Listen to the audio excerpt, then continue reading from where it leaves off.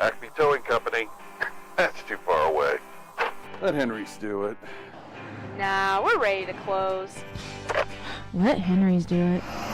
Henry's is ready to take your call right now. From compacts to semis, Henry is here to help 24/7. Save yourself the hassle and make us your first call. Henry's gets there fast, offering multiple locations to serve the Ozarks. When you're stuck on the side of the road, make the right call. Let Henry do it. I need a change. My workouts are too boring. Oh, I've got an amazing workout for you. Hot yoga. I've lost weight and I'm more flexible. Try our community classes for only $8. Sumit's Hot Yoga. You are going to feel awesome. The Fuel Forward app is a go. Fuel Forward provides quick and secure payments and everyday savings on fuel at your local Rapid Roberts to keep you moving forward. Download today and save up to 20 cents per gallon on your first fill-up. Then save 5 cents per gallon every fill-up after that. Driving just got a whole lot better thanks to the Fuel Forward app at your local Rapid Roberts.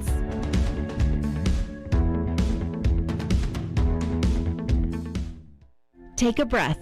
Here's your Be Well moment with Burl Behavioral Health. You're invited to pause and feel connected. Let's practice by taking a deep breath in and an exhale out, and start to notice the space around you. What can you see that is a reminder of your connection with others? Maybe it's a drawing created by a child, a music playlist put together with a friend, a beloved pet basking in the sun. If we look closely, there's evidence of our connection to others all around us. For more wellness, visit BeWellCommunity.org. Elite Promotions is a family-owned company dedicated to providing effective, efficient, and quality promotional products to organizations just like yours. Elite Promotions will make it simple for you and quickly find the products that will give you a reason to use Elite. Elite Promotions is the official outfitter of the Grip and Rip Baseball League, dressing all 6 teams in the jerseys you see on the field and all of our official fan apparel. Be on the cutting edge. Be Elite. Elite Promotions, ElitePromo.com. I'm Nicole Cartmel with the Bank of Missouri. If you're in the market for a new home, you're probably spending a lot of time looking at real estate listings. But there's one main thing you need to do to narrow down your search. Get pre-qualified for a home loan. Mortgage loan officer Shannon Meissner is here. How does this help you to live well, bank well? Getting pre-qualified for a mortgage loan is definitely your first step. Pre-qualification allows you to determine early on how much money you can borrow to purchase a home in connection with your monthly budget. This way you know what homes to be watching the market for. We have lots of different loan options to fit everyone's unique needs. This way we can help you accomplish your homeownership dreams and goals. And the best part about pre-qualification is there's no cost. It's quick, easy, and it makes you a smart buyer. Thanks, Shannon. And of course, our mortgage loan officers like you are here to help you every step of the way. At the Bank of Missouri, we help you live well, bank well. The Bank of Missouri is an equal housing lender.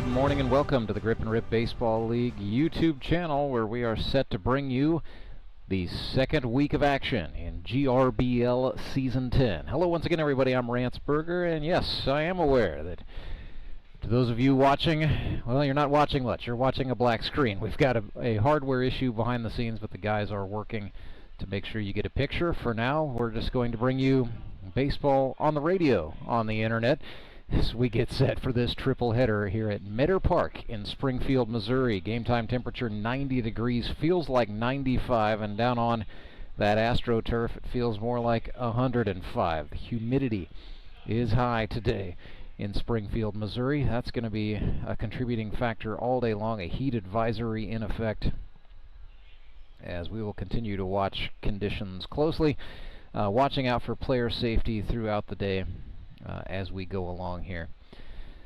But we have got 3 great games on tap with significant playoff implications. And yes, I know it's only the second week of the season, but when the regular season is only 7 games long, every game carries playoff implications, including the one set to go here at high noon. The Ozark Mountain Ducks taking on the Branson Showmen. Both of those teams, one win against no defeats, following victories for the Mountain Ducks and the Showmen a week ago. And that means whichever club is able to get the victory today, regardless of what happens later with the Nixa Suckers, will be in sole possession of first place in the Grip and Rip Baseball League's South Division. The GRBL South is made up of the Ozark Mountain Ducks, the Branson Showmen, and the Nixa Suckers. Suckers are 0-1 for the moment. They will be in action later today, taking on the Republic Locos. That one's set to go at 3 o'clock. But more pressingly, it's the 1-0 Branson Showmen, and they were 12-9 walk-off victors last Saturday, August 9th, defeating the Nixa Suckers behind a grand slam home run by David Edwards in the bottom of the 9th inning. So 12-9, Showmen got the win. The Mountain Ducks were also victorious as they defeated the Springfield Metropolitans 6-2 in a non-divisional game behind a great pitching performance from Cole Roark. And it is Cole Roark who has the ball today.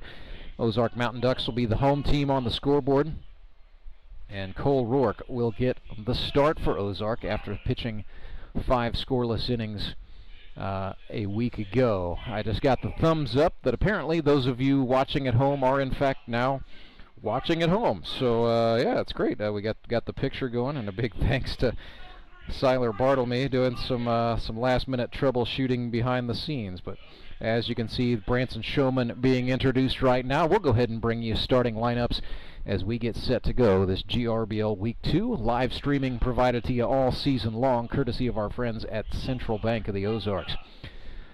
Showman manager Jacob Carlson will get the start today in center field. He wears number 10 and will bat leadoff. Batting second is the second baseman, number 15, Jordan Fitzpatrick. Batting third is the third baseman, the GRBL Rookie of the Year. He was the starting pitcher a week ago. Today he will be coming on in relief. That's Trey Turner. Batting fourth is the man with the hour, the man with the power, the grand slammer from Ocala, Florida, the extra hitter, David Edwards. Batting fifth is the catcher, GRBL Hall of Famer Jared Fox. Batting sixth and playing first base from Sedalia, Missouri, is Tyler Rusk.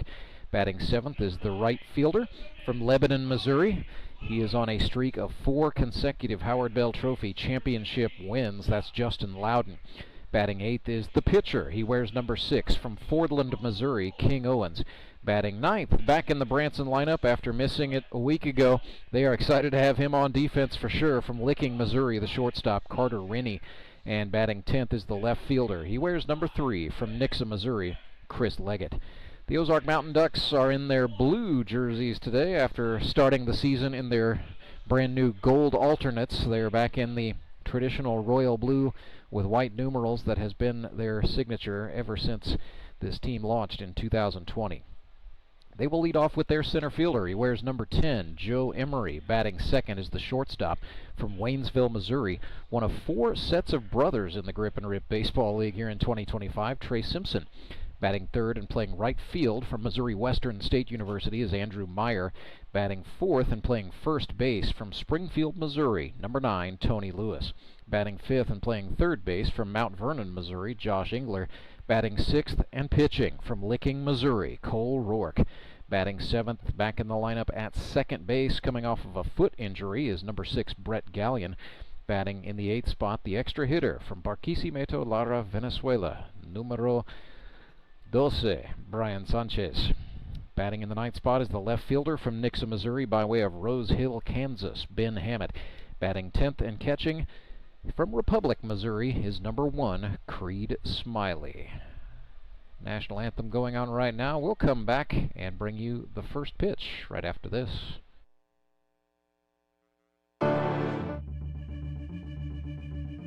It started with an idea. Championship game of the Grip and Rip Baseball League here in Ozark, and we have had a wild one.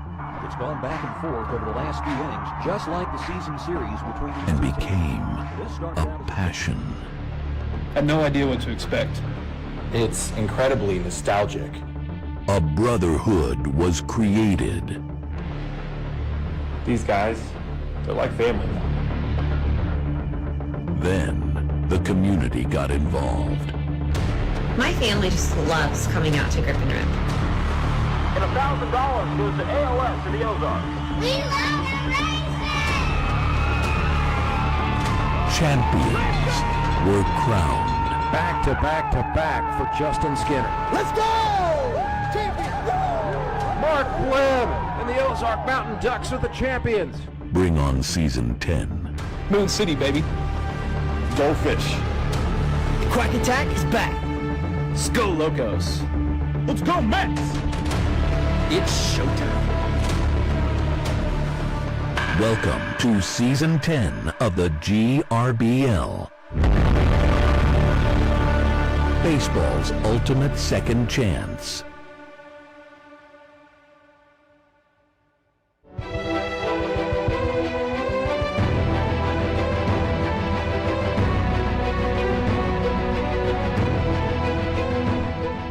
Cole Roark is sponsored by Triumph Sports in Licking, Missouri. He's a native of Torrington, Wyoming, who moved a total of 16 times in his childhood, ended up in Rolla, Missouri, and that's where he graduated from Rolla High School, where he was also the 2012 Ozark Conference Baseball Pitcher of the Year.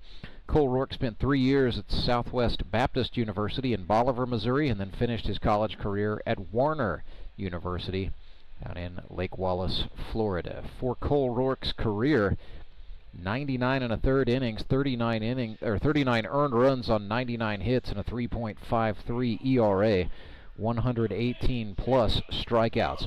In his 2025 debut with the Ozark Mountain Ducks, he pitched 5 innings, faced 17 batters, gave up no runs, 3 hits, struck out 7, and didn't walk anybody, and got the whole outing done in 55 pitches. His first pitch to Branson's Jacob Carlson is a ball low at 12:01 p.m. and we are underway.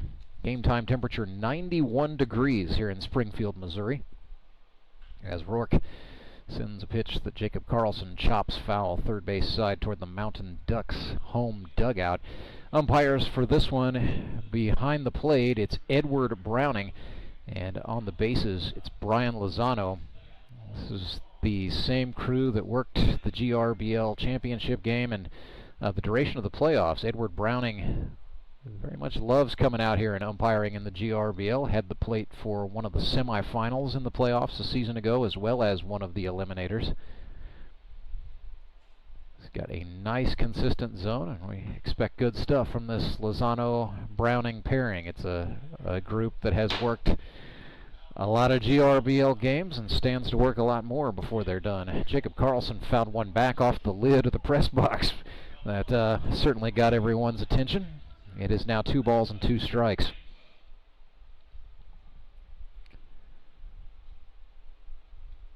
Carlson in his second year as the Showmen skip. Cole Roark, a former Branson Showmen manager. Ground ball to the shortstop, handled by Trey Simpson, who got the throw across the diamond to Tony Lewis in time for the first out.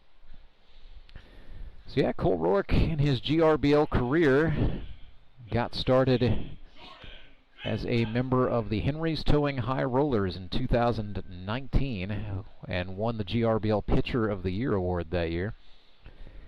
In the town ball era, he got started with the Republic Locos for the 2020 season And then Tony Lewis decided he wanted to go back to being commissioner and a player, but not a player manager, and so Cole Roark was offered the reins of the Branson Showmen. He accepted that and managed the club for 3 seasons, made an appearance in the GRBL final in 2022. He's 1-1 here against Jordan Fitzpatrick. And Big Fitz from Rogersville, Missouri, making his 2025 debut after a stellar 2024 with the Nixa Suckers. He was 7 for 11 with 10 RBIs, a home run, and 2 doubles. Struck out just once. Fitzpatrick, 2 years at Missouri State University, 3 years at Missouri Southern, and graduated in 2021.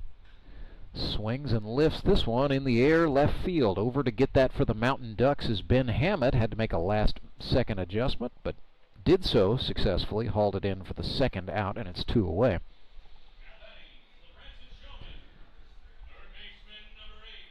It's going to bring up the third baseman, Trey Turner. 1 for 2 so far in 2025 with a run scored. He has walked 3 times and struck out once. Trey had 16 hits in 8 games as a rookie in 2024, so without a doubt he's a dangerous man with the lumber in his hands. Roark bounces a fastball that his catcher Creed Smiley did not have a chance for. Roark, sure what that was about, picked up, looked like some rubber pellets off the front of the mound here at Mark Worley Field. Shook them out in his hand. He's probably having a little trouble with the humidity, I'm guessing, as he got Turner to swing and miss at a breaking pitch there. It's 1-1. Now he is being thrown like, it's not a bag, but something with rosin. Like a rosin sock, an ankle sock perhaps.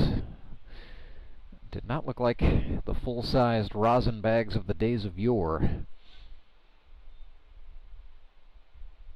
There's a called strike to Turner, who's now behind 1-2, so whatever was in that small beanbag came in handy for Cole Roark in terms of ball control. Here comes the 1-2 pitch. Did not get Trey Turner to chase a sweeper, and it's 2-2. Deuce is wild. 2 balls, 2 strikes, 2 outs to the GRBL Rookie of the Year. Roark went at him with a breaking pitch. Turner sat back and drove it. It's in the air to left. Ben Hammett lost the hat and then lost the baseball. So Turner slides in safely. Would have been a tough play, but I do believe that's going to be scored. E7.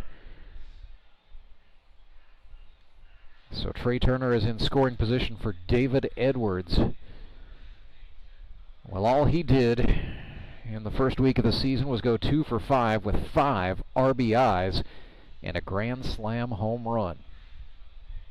Native of Ocala, Florida, said to him before the game, "Hey man, this is your kind of weather. It's hot, it's humid." He laughed and said, "I left Florida because of weather like this." So Cole Roark wants a fresh baseball and was given one by the man in charge, Edward Browning. David Edwards is in the box, and here we go. So David Edwards played for Cole Roark in 2022 with the Showmen. He hit .387 that year, as a matter of fact, so Cole Roark knows exactly the kind of danger that comes with facing Edwards, who pulls one down the left field line. That is foul. A loud and exciting strike off the bat of Edwards. Played college baseball at James Madison University, where he was a pitcher. Junior college baseball career happened in Winter Haven, Florida at Polk Community College, where he hit .321 and had a .424 on base percentage as a sophomore. And he also pitched there too. As a matter of fact, carried a 2.32 ERA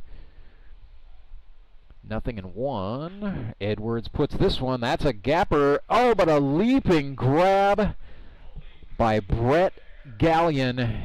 And he keeps a run off the board, and he gets the Mountain Ducks out of the inning. That's excellent stuff. Coming back from a foot injury, Brett Gallion pulled the robbery. So it is 0-0. Middle of the first. Back with more Grip and Rip baseball right after this. When Gary and Sandra Henry started Henry's Towing nearly 5 decades ago, customers knew that Henry would be the guy coming to help. People would call and ask to let Henry do it. And as Springfield has grown, our family has grown as well, so there's always someone around to come help you out. Everyone at Henry's is a member of the family, fully trained and as dependable as the original. With a family this size, help is always right around the corner. So if you find yourself in need of roadside assistance, remember to call the name you've grown to know and trust. Remember to let Henry do it!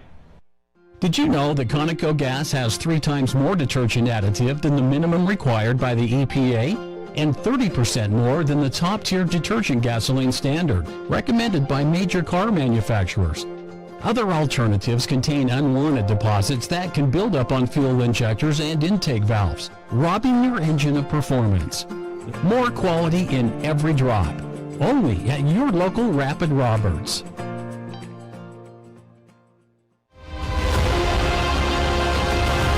Hey, this is GRBL All-Star Brady Welsh. Watch me on Baseball Night in the Ozarks tonight at 6.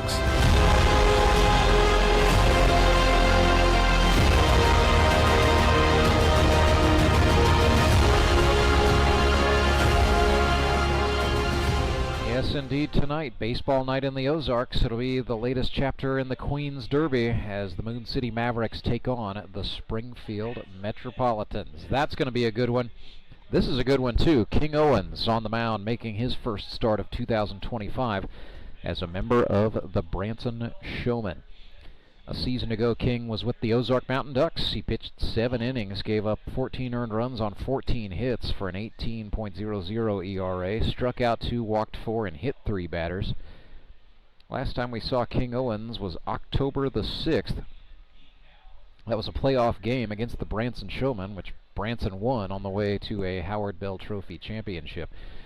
As a pitcher, King Owens had a fine season in 2023. 23 innings for Ozark that year. Just 9 earned runs on 21 hits, struck out 18 and walked 8 for a 3.52 ERA. He is looking to return back to that kind of form. Owens, a veteran, 41 years old, from Evangel University. He's originally from Fordland, Missouri. Works as a rental property manager, a landscaper, a realtor, and a fireworks stand operator. Several of those are family businesses, but King Owens' idea of having a good time usually involves working.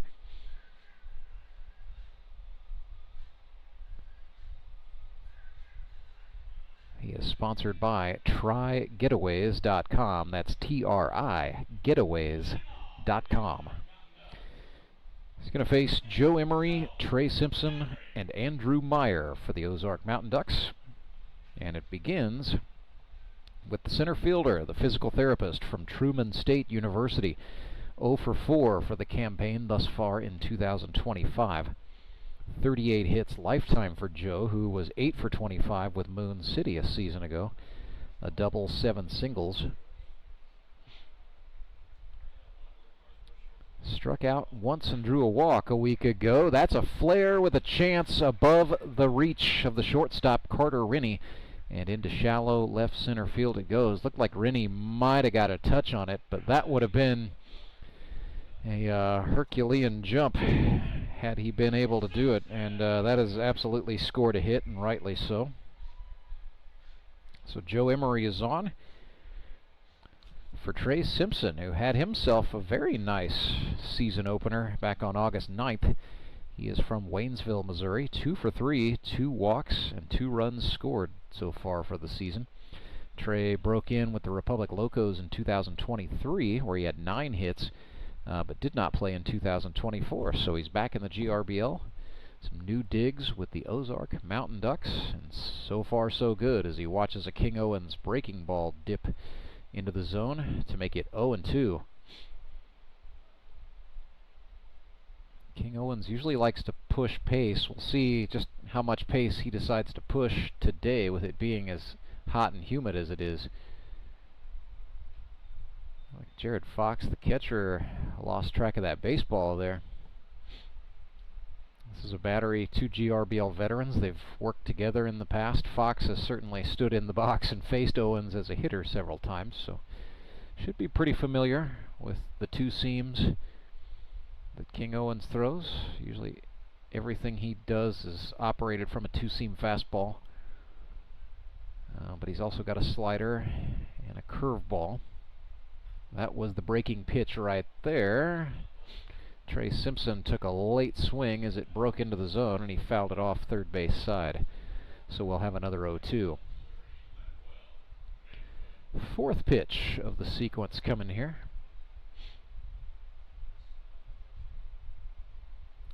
Short lead from Joe Emery. Simpson swings and chops this one into play. Rennie, the shortstop, with it. His throw is over to first, and that's where Tyler Rusk hung on to a bouncer to get the out.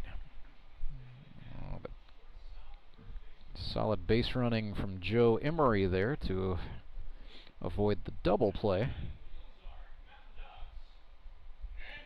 So he is in scoring position with one gone, and the batter is Andrew Meyer. He is sponsored by the Bank of Missouri. Originally from Dixon, Missouri, the left-handed hitting Meyer started his college career at Southwest Baptist University and finished it at Missouri Western. Finished out in 2021. Played in a total of 126 college baseball games. And was both a pitcher and a position player, so a lot of mileage. Though by the time he got to Mo West, he only pitched a total of 13 1/3 innings for the Griffins. So by then, his primary focus was being an offensive contributor, which he was. 158 hits for Meyer in his college career. Got on base at a rate of .443 and hit .371 across 4 years. College baseball, as it was for many young men, disrupted as part of the COVID-19 pandemic. Draws a walk on 4 consecutive pitches from King Owens, so that on-base percentage stays healthy for Meyer. And he is aboard for Tony Lewis. He gets a nice ovation, the founder and the commissioner of the GRBL. I even saw some Branson Showmen fans politely clap for Tony as he walked toward the left-handed batter's box. Tony played at Missouri State University and finished out at Drury, and then went pro, first overseas in France. Well, I'll tell that story later, as King Owens promptly schmacked him. So a walk and then a hit by pitch for King Owens, who's running into some early command trouble. And that will send Canada's greatest export, Jared Fox, to go out and have a quick word with his mound man. Nothing too serious. He's heading back behind the plate, and the Mountain Ducks will send Josh Engler. Josh, sponsored by Offen Petroleum from Mount Vernon, Missouri, where he was an all-state baseball player and a pretty good basketball player, too. 28 hits in his GRBL career. 75 at-bats, so hitting just slightly more than .333. That'll do. He was 2 for 5 last week with an RBI, strikeout, 2 stolen bases. That is a ripper. Oh, goodness, and it is mishandled. Carter Rennie leapt up to try to get it, and so a run scores. Emery makes it 1-0 Mountain Ducks. And yeah, Carter Rennie slaps his chest, and it looked like he just, I don't know if the base runner distracted him or what occurred there. That just did not look like he saw the ball into the glove, and the result was a run for the Mountain Ducks. First offering to Cole Roark is a called strike on the outer half.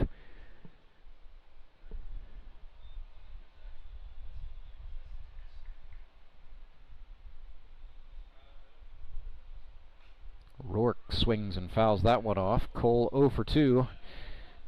A couple of sacrifice flies, so 2 RBIs, a walk and a strikeout. He's 1-1 here with 1 away and the bases loaded.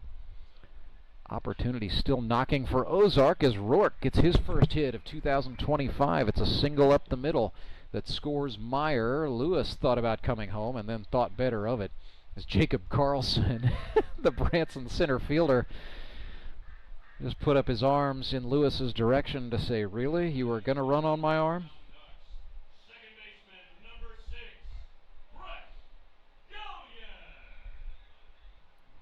So it is 2-0 Mountain Ducks, still bases loaded, still 1 gone, and the batter is Brett Gallion. Mountain Ducks will courtesy run Josh Wilbanks for the pitcher Roark. So Brett Gallion made a great snag in the top half of this inning. It's a grounder to Rennie at short. His get to Fitzpatrick was in time, but Fitzpatrick's throw to Tyler Rusk at first brought Rusk off the bag, so Lewis scores for the Mountain Ducks. It is now 3-0 in what will go down as a fielder's choice. Ozark pouring it on. 2 away and runners on the corners for Brian Sanchez, the rookie from Barquisimeto, Lara, Venezuela.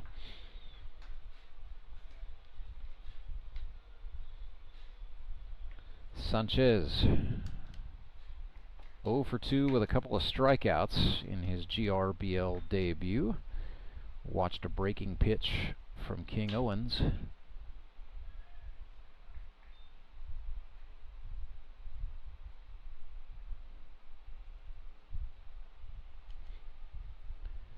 Another breaking ball for a called strike.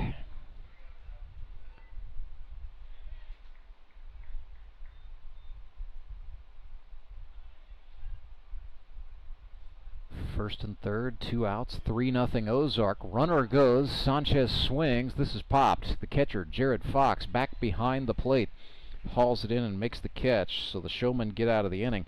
But the Ozark Mountain Ducks hang up a 3 spot, taking advantage of a Branson error, an RBI base hit from Cole Roark, and then Brett Gallion brought home a run on a fielder's choice. So 3-0. Ozark leads after 1. We're back with more Grip and Rip baseball right after this, courtesy of Central Bank of the Ozarks. At Central Bank, we've brought the home loan process closer to home. All of our lending decisions are made locally, right here in your community, so you get quick answers and loans that are tailored to meet your needs. So whether you're just starting your home buying journey or well on your way, Central Bank can help turn possibilities into realities. Apply online at centralbank.net or any of our convenient locations. Central Bank. We do banking better. Member FDIC, Equal Housing Lender. Life is full of things to worry about. Your home's foundation shouldn't be one of them. Vertical and horizontal foundation cracks, windows and doors that stick are all indications that your home has foundation issues. At Foundation Recovery Systems, we offer permanent solutions that help put your worries to rest. Call us today for a free inspection.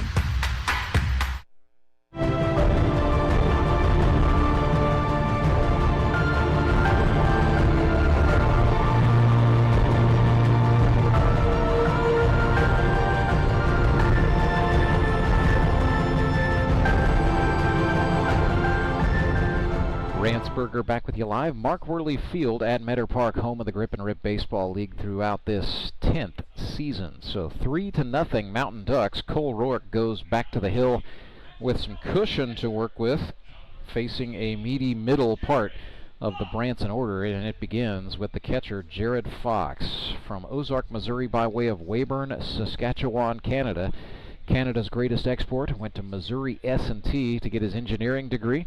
Now works for Springfield City Utilities at the John Twitty Energy Center, where he is pretty up there on the ladder, I do believe. So thank you to G. Fox for keeping the electricity running. 63 of 174 in his GRBL career. or make that 63 of 177. He was 0 for 3 with an RBI and a couple of walks a week ago.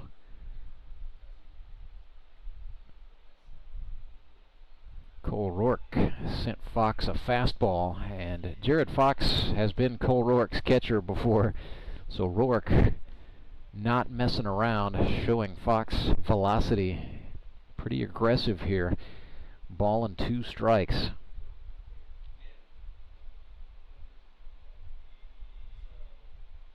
And the 1-2 swung on, grounded to the third baseman.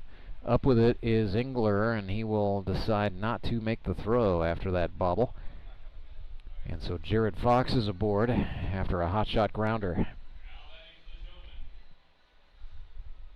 That will be an error. Charged to Engler. So E5. Nonetheless, trailing 3-0, the Branson Showmen are just glad to have a man aboard and nobody out, and it brings up Tyler Rusk. T. Rusk had 7 hits with the Showmen as part of a championship winning team in 2024. He is on a good streak. Came into the league in 2023, won a championship with the Springfield Metropolitans. He was the only rookie on that club's roster in what was Brock Chaffin's final season managing the Mets. Came over to the Branson Showmen in the 2024 draft, and they won it all. So all Tyler Rusk has known his victory. 19 hits in his grip and rip career. That is a nice snag by Trey Simpson, falling back, and the Mountain Ducks turn 2 in spectacular fashion. A 6-4-3, and it all started with a fantastic job by the shortstop, Trey Simpson. Credit Brett Gallion, the second baseman, as well, for the hip flip and a dart to Tony Lewis over there at first. 6-4-3. Made it look easy, but I promise you it was anything but. It's going to bring up Justin Fruit Snacks Loudon out of St. Louis Community College, Merrimack, sponsored by the Twin Crescent Drive-In Movie Theater in Buffalo, Missouri. Snacks, nothing. He is 0 for 1 with the bat in his hand.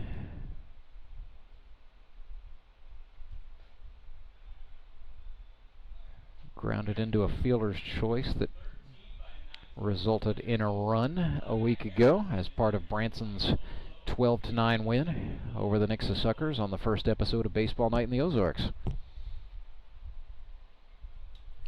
0-2 to Snacks, and Roark not messing around. Fastball, fastball, fastball.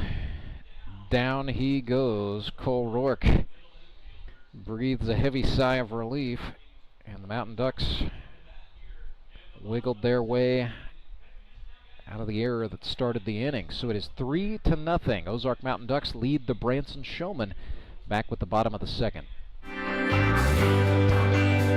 I'm Nicole Cartmel with the Bank of Missouri. If you're in the market for a new home, you're probably spending a lot of time looking at real estate listings. But there's one main thing you need to do to narrow down your search. Get pre-qualified for a home loan. Mortgage loan officer Shannon Meissner is here. How does this help you to live well, bank well? Getting pre-qualified for a mortgage loan is definitely your first step. Pre-qualification allows you to determine early on how much money you can borrow to purchase a home in connection with your monthly budget. This way you know what homes to be watching the market for. We have lots of different loan options to fit everyone's unique needs. This way we can help you accomplish your homeownership dreams and goals. And the best part about pre-qualification is there's no cost. It's quick, easy, and it makes you a smart buyer. Thanks, Shannon. And of course, our mortgage loan officers like you are here to help you every step of the way. At the Bank of Missouri, we help you live well, bank well. The Bank of Missouri is an equal housing lender.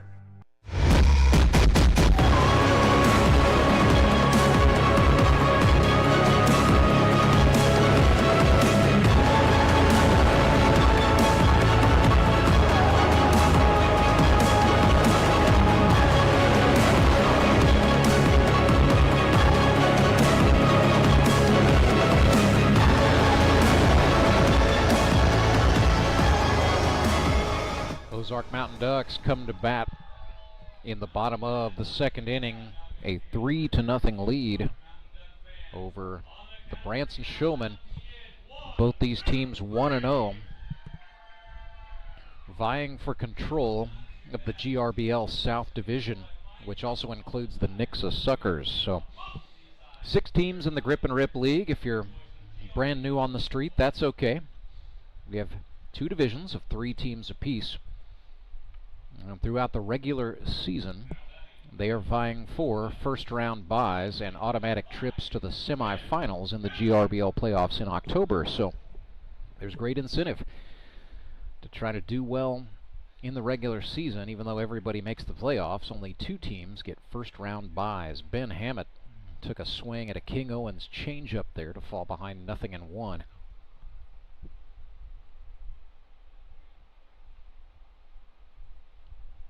Hammett watched a bouncer go by. That evens the count.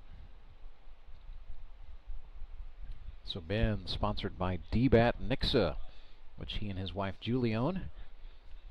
It's a training facility that has taken off and has started to produce some talent at the youth levels here in southwest Missouri. It's also been a nice landing spot for a lot of grip and rip players to hone their craft, and several players are actually instructors at DBAT. 2-2, Hammett having a hard time. He is swinging way out in front of the off-speed stuff from King Owens.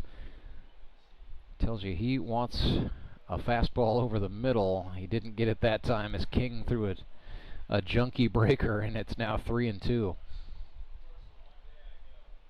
Owens being a little bit crafty against Hammett, who is 1 for 4.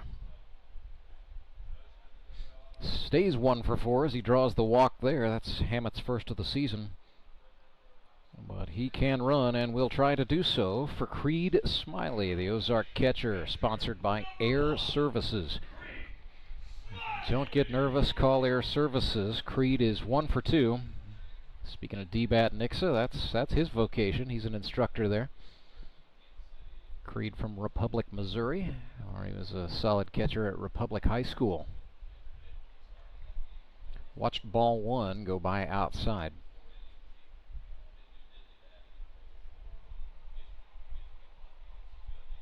Creed's family in the stands today, his wife Caitlin and his son Bentley. And together they have raised thousands of dollars throughout Bentley's lifetime for the Children's Heart Foundation, as Bentley lives with congenital heart disease. But if you meet the kid or see him in action, it has absolutely not slowed him down. Speaking of not slowing down, Ben Hammett's safe at second. It's a steal. So he is into scoring position for his young employee, Creed Smiley.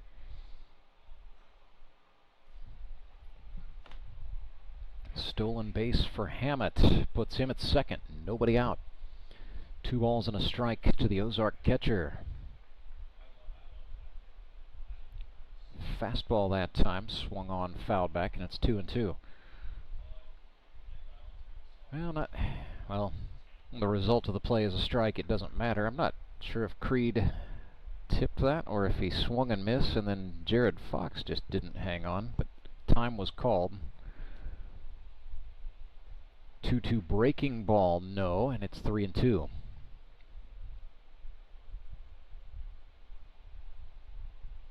Owens trying to push pace. Smiley stepped out and now steps back in for the payoff pitch. That was a fastball, swung on, 2-hop to the third baseman. Turner up with it and fires in time. And he also froze the runner Hammett at second base. So back to the top of the order go the Mountain Ducks. Joe Emery singled out to center field. First time up, he is 1 for 5 now and hitting 200. Went to Truman State University. I love the early part of the baseball season because you don't have to have an advanced degree from Truman State to calculate batting averages, but those days are limited.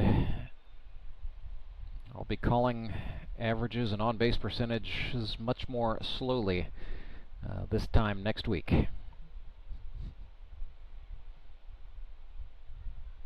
Oh, that hit Joe Emery right in the lower back. Right where he's probably got a tattoo.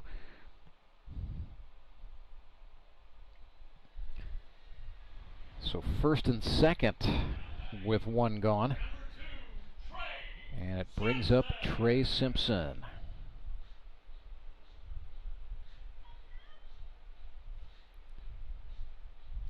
Coming up to some Michael Jackson. Because why not? Trey 2 for 4 now, hitting .500. Couple of walks, so the on-base percentage nice and healthy. .667. 1-0 bouncer. Fox blocked it off the chest protector, but it got away, and that allows the Ozark runners to advance. So the Mountain Ducks on the pond are now both in scoring position. Second and third. First base is empty. Owens now going back to touch the rosin, and yeah, it is humid. We are going to see pitchers struggle with sweat and grip as the day goes on. As the mercury rising, we are at 95. Relative humidity at 38%. And the dew point's at 67. Simpson draws a walk. And that barometer holding nice and steady at 29.97 inches of mercury. Went down on the field, walked around, talked to some of the players before the game, and yeah, just this AstroTurf, when it's in the sun all day long, it holds on to that heat. You can feel it. It just makes the air feel a little bit thicker. Everything's got a sheen about it. Andrew Meyer swings and lifts this one. It's going to stay on the infield. Back to get it is the shortstop, Carter Rennie. Hauls that in and makes the catch. The runners stay put.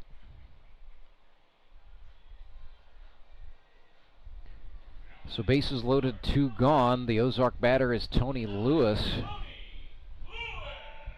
Ozark has loaded the bases in each of these first 2 innings, leading 3-0 at the moment. King Owens trying to wiggle out of this one and just keep the margin at 3. Tony got hit by a pitch first time up, swung out of his shoes that time at a baseball. It ended up not going into Jared Fox's glove, and it actually hit the umpire, Ed Browning. So he's going to take a moment to walk it off and gather it up. And his partner Brian Lozano sort of half walked over and checked on him, and Ed said, "Nope, don't worry about it."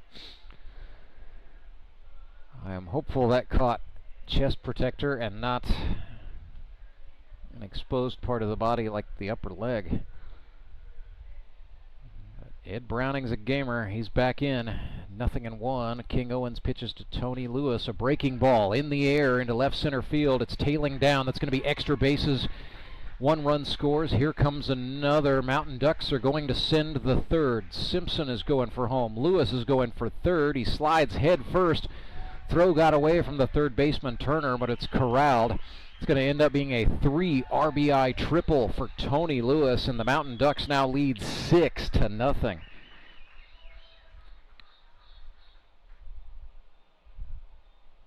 Well, that's cool, and I can look down and see Tony's mom, Lisa, is here at the game today, looking on and clapping for her baby boy. He stands tall at third base. The rally continues for the Mountain Ducks and Josh Engler. 2 out and a runner at third. Owens started with a fastball, but Engler swung on and fouled off.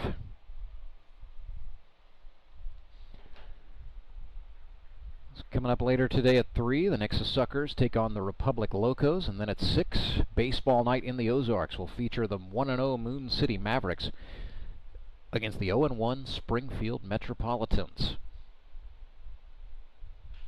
Engler grounds this one to the shortstop. Rennie up with it, lost the handle, then found it. His throw is not in time, and the Mountain Ducks tack on another. 7-0. It has been the stuff of nightmares so far for the Branson shortstop Carter Rennie. He was out of action a week ago. Joined the team for this one. Carter Rennie, generally one of the more sure-handed infielders in the grip and rip. He's going to be counted on as the season goes on for the Showmen to produce big time in that spot. And just not having a good day out there today, but certainly better than he has shown thus far. Just having a hard time finding the handle. So Cole Roark bats here. Runner at first is Josh Engler. Roark had an RBI single out to center field. First time up as Engler goes. He will slide and steal. And Josh Engler continues to be something of a troublemaker on the base paths, as that is now his third stolen base of 2025. And we are just in the second inning of the second game.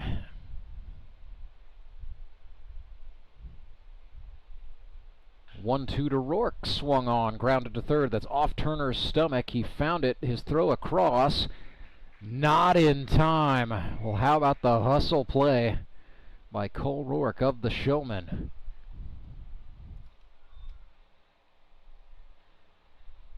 I'm going to go ahead and just write infield single. I think Cole would certainly want it that way. Go back and see what the official scorer Jacob House has to say with that. I got a feeling he did go E5. So, well, we'll put an asterisk by that one. That one may be subject to review later. But certainly tough for the Branson Showmen. They have committed 4 errors already, and this game just 5 outs old for them. We are also already in the 39th minute. GRBL games do have a time limit of 2 hours 45 minutes. But there is a clock between the innings now. That's a new rule instituted just before the start of Season 10 of 2 minutes 30 seconds. So same as you would see in college baseball or in professional minor league baseball. Pitch to Brett Gallion is down, and it's 2-0.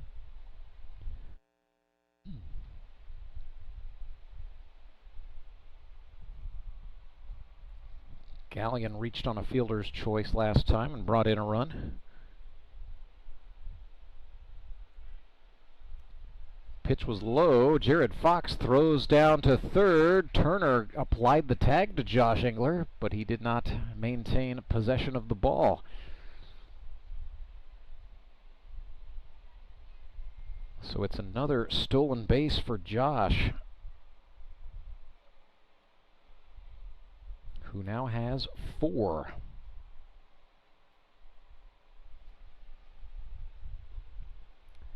Two-seamer on the inner half is a called strike to Gallion, now facing 3-1. 2 outs, first and third. Make it bases loaded. The inning just keeps going for King Owens and the Branson Showmen.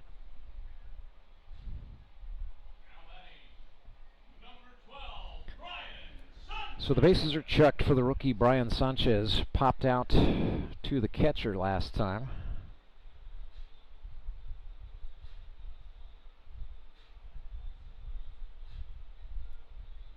He is still looking for his first GRBL hit. He's going to get some opportunities in the extra hitter spot. Ozark really relying on him as a relief pitcher. El Bombero, as they say in Latin America. Looked at a ball down below the knees there.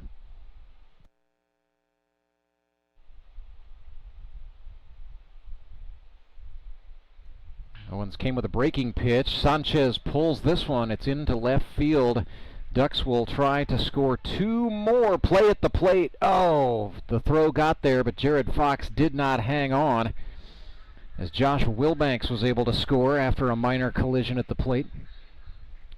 Fox walking it off. It is now 8-0 Ozark on a 2 RBI base hit for Brian Sanchez.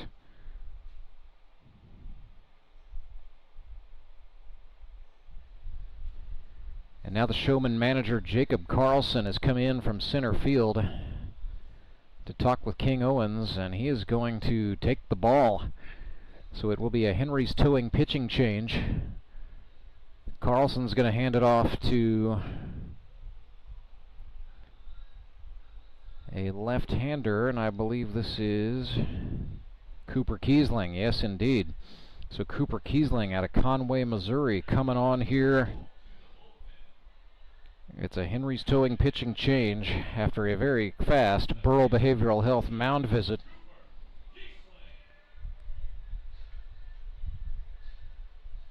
Mountain Ducks have put up 6 runs here in the second inning. Yeah, it is 9-0. My mistake. That was a 2 RBI single, not a 1 RBI single. So 9-0 for Ozark. And they chase King Owens here in the second.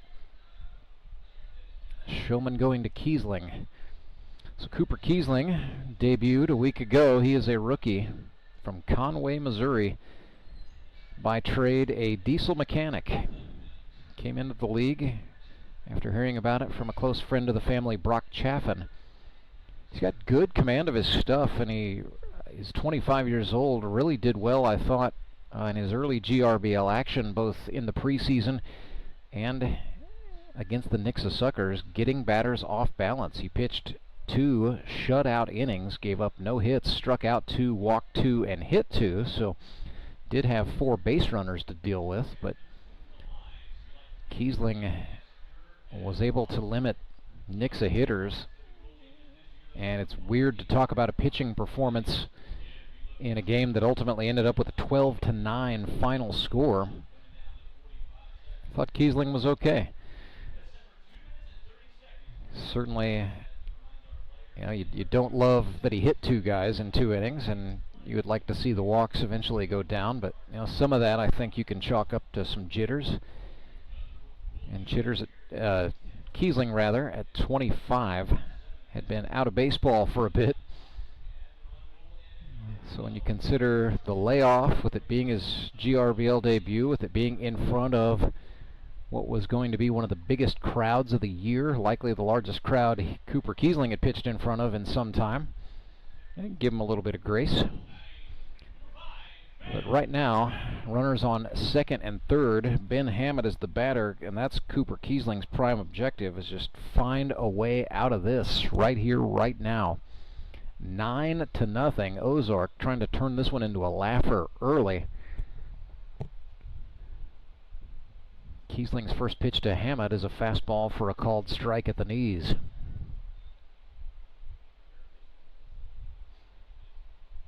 So 0-1. Kiesling comes downhill.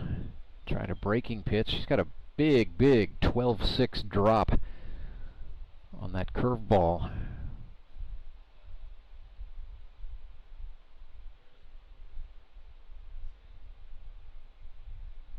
That was a heater. 66 on the stadium gun. 2 balls and a strike to Ben Hammett. There was the breaking pitch, yeah, 51, so a 15-mile-per-hour drop. And sure, you might be critical and say, well, the fastball was only 66, but when the difference is 15 miles per hour, that is tricky for batters. So deuces wild here for Ben Hammett. 2 balls, 2 strikes, 2 outs, and 2 runners on. Another fastball grounded to the shortstop. Carter Rennie up with it clean this time, and his throw to Tyler Rusk will get out number 3. Showman mercifully out of the inning, but not before the Mountain Ducks hang the big one on the board. A crooked number 6. It is now 9-0. Ozark out in front off a 2 RBI single from Brian Sanchez and a 3 RBI triple off the bat of Tony Lewis. Back with more GRBL baseball right after this. Your local Hotsy dealer is an expert with hands-on cleaning knowledge to help you select the ideal pressure washer for your job. Take confidence in knowing you have a resource for all your cleaning needs. Service can be scheduled in-house or on location by a factory-trained technician using genuine Hotsy parts. Be sure to ask about scheduled maintenance plans, as well as a variety of accessories to clean more efficiently. And don't forget the soap. We have detergents for every cleaning need and have a bulk delivery program. Customized wash bays and mobile cleaning systems are also available. Build a partnership where you're a name, not a number. Contact your local Hotsy dealer to see why nothing cleans like a Hotsy. Hi, this is three-time GRBL MVP Clay Murphy. Watch me on Baseball Night in the Ozarks tonight at 6.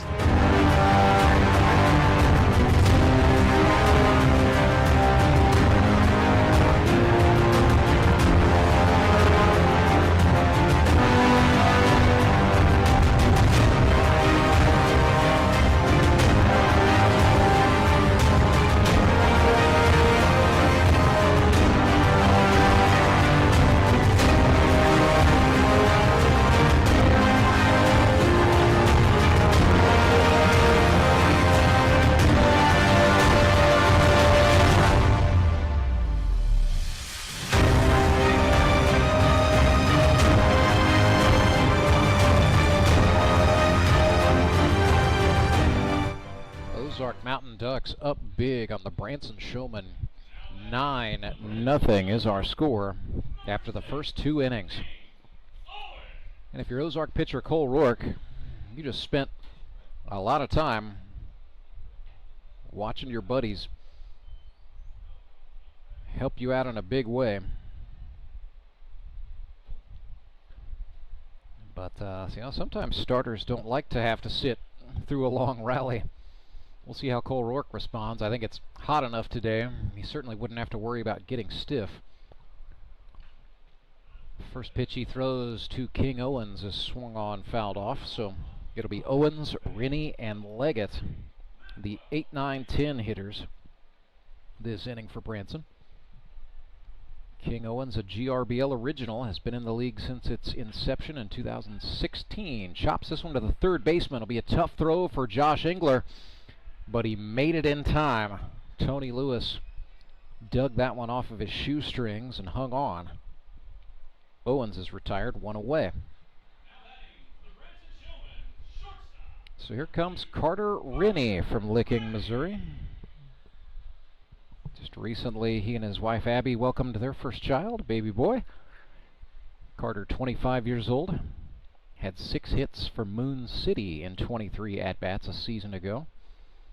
Looked at a called Steerike there up against his former high school assistant baseball coach, Cole Roark. So these are 2 guys who know each other very well. Matter of fact, Cole Roark recruited Carter Rennie into this league when Carter joined back in 2022. So no doubt this is a battle that has occurred many times behind the scenes, but it's the first time we're seeing it play out live in front of an audience here in the GRBL. 1-1. Rennie swings and flares one. It is tailing down the right field line. Foul. Carter would have liked to have had that. Cole Roark absolutely would have not liked for that to happen, because he'd probably get an earful for the upcoming Monday through Friday in Licking, Missouri. So yeah, Cole at the time, he is now the head coach for the Licking Wildcats, but at the time Carter Rennie was in high school, Cole was the assistant under Hall of Famer Harvan Tell. 1-2 pitch. Breaking ball outside. And Rennie, I can just watch the body language, man. He wants to do something here. He's a little extra fired up for this one. 2-2 fastball, 86 miles per hour. Rennie swung and fouled it off the front of the Branson dugout on that first base side. So he was late getting to it, but he touched it and he stays in the hunt. And for a moment here, nothing else matters. It's just Roark versus Rennie. Breaking ball swung on up the middle. Cole Roark a little dejected, but Trace Simpson tried to make a play. Instead, threw it off the front screen of the Showmen dugout, so Rennie is going to reach safely. Doing it, Carter. I'm giving you an infield single. I'm not even going to look at what the official scorer is doing. I'm sure I'll hear all about that from both of you guys Monday morning. More pressing issue for Cole Roark is to face Chris Leggett. He's sponsored by Handyman Rentals Incorporated. Leggett 1 for 2 with an RBI this season. He scored 2 runs. He has also drawn 2 walks. So a .750 on base percentage. He has been, in a word, pesky. And with Rennie and Leggett together here in the lineup, that's a lot of speed for Branson to sort of set the table for the batting order to turn back over. Here's a back pick attempt, and that was a nice thought by Creed Smiley. But close only counts in 3 things. Baseball's not one of them. Horseshoes, hand grenades, and slow dancing. 2-0 to Leggett. Roark from the stretch position fires from the belt. A little jam shot pitch. Leggett fouls that one off for a nice Bank of Missouri foul ball. Chris Leggett played for Cole Roark in 2021.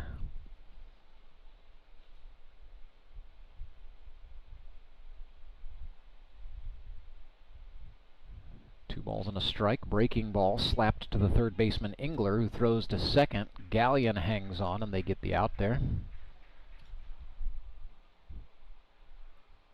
Little 5-4 fielder's choice keeps a runner out of scoring position. Showmen down to their last out here in the top of the third. So with a runner at first, the batter is Jacob Carlson. He is from College of the Ozarks. Majored in accounting. Now works in the financial sector. Jam shot pitch swung on and fouled back.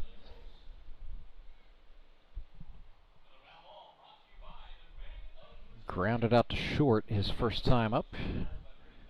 So Jacob 1 for 4, batting .250. An RBI, a couple of runs scored. He's been hit by pitches twice. He's got the old oven mitt in his right back pocket ready to go.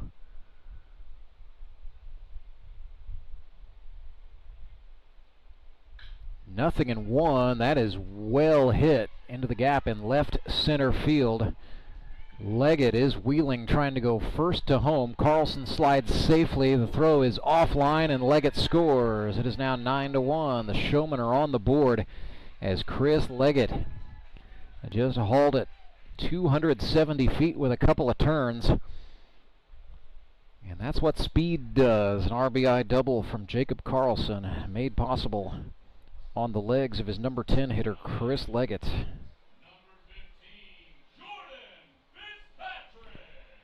Still a lot of work for the Branson Showmen to do. Down by 8, but this is a team that scored 12 runs a week ago against the Nixa Suckers, who have a very good defense. Batter is Jordan Fitzpatrick. Roark threw him a breaking ball outside, touched his chest to tell Creed Smiley something was off with his release there. So Roark and his catcher Smiley will try to get back on the same page in the playbook here as they work against the dangerous Jordan Fitzpatrick. 1-0 called strike, an 83-mile-per-hour heater.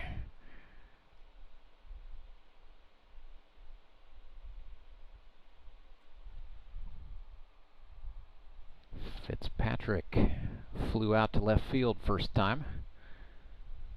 So 0 for 1 for the season, as he missed last week. Swings and sends this one for his first hit of 2025. That's going to score Carlson. It is now 9-2. So Fitzpatrick, who had 10 RBIs as a rookie with the Suckers a season ago, shows no sign of slowing. RBI single into right field. Makes it 9-2.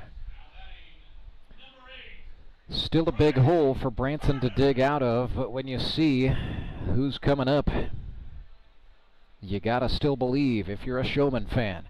Trey Turner.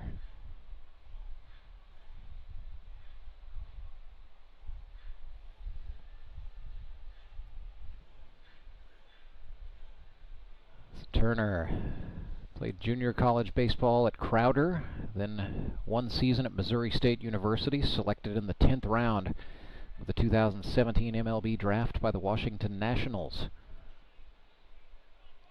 Had a career in the pros split up a little bit by the 2020 minor league season that wasn't. Joined the Grip and Rip in 2024. Wild pitch resulted in Fitzpatrick advancing. Roark's 1-0 to Turner, swung on and lifted. The Mountain Ducks third baseman Josh Engler was giving chase, but he is not going to have a chance at a play on this one. And Josh was watching Trey Turner very closely in the opening weekend, noting that Turner struck out 12 batters on August 9th. That was just one shy of the GRBL single game record, which Josh Engler is the holder of.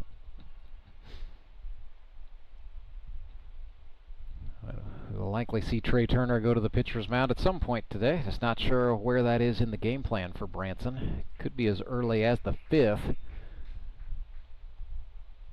Branson used him as a starter a week ago. They were trying him as a reliever this time. If you're rooting on Branson, you're hoping that this 9-2 deficit is not too much to overcome by the time you get to Trey Turner. 1-2. Swung on. That is in the air and deep. Back it goes to the wall. Goodbye, baseball. Trey Turner hits his first home run of 2025. That makes it a 5-run ball game. An absolute blast from Trey Turner.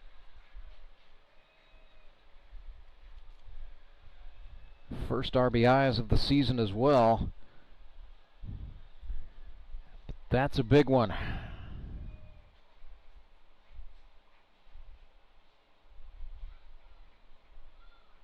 It is now 9-4. And what has been a suddenly turbulent inning for Ozark pitcher Cole Roark.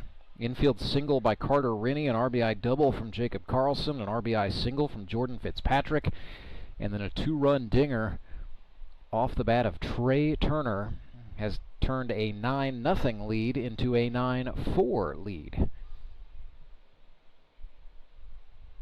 Batter is David Edwards with clean sheets and 2 outs. Roark threw him an 82-mile-per-hour pitch low for ball 2. Edwards flared out to the second baseman last time, resulting in a tremendous catch by Brett Gallion. And Edwards was thinking about, I can tell you exactly what he was thinking. He saw Trey Turner hit one over the wall in left field. He wanted a piece of that, and Cole Roark just undressed him with a changeup. 2-1. Another off-speed pitch, tapped high. Gallion, oh, he misread the hop, and the ball ended up over his head. So David Edwards is on safely, and the nightmare continues for the Mountain Ducks now.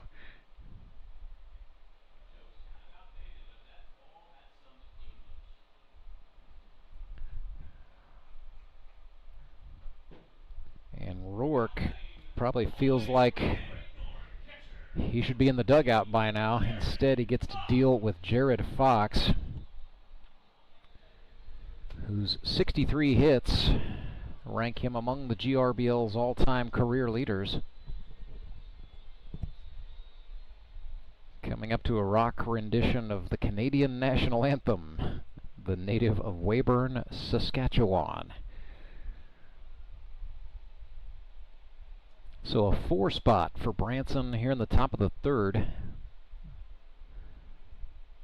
Problem was the Mountain Ducks scored 6 in the bottom of the second, so it's a 9-4 ball game.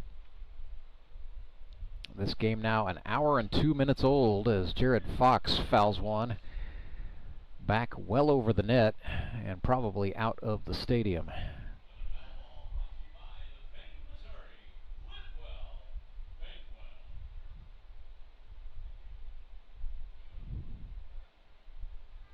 Heavy breath from Mountain Ducks pitcher Cole Roark. Before the 0-2, fastball, missed, down.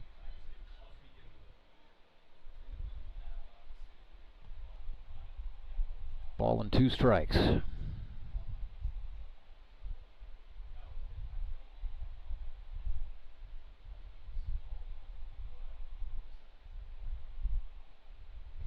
And he struck him out. Cole Roark with the slider. So Fox goes down on strikes, but the Showmen show signs of life. They score 4 runs, punctuated with an exclamatory 2-run homer off the bat of Trey Turner. It is 9-4.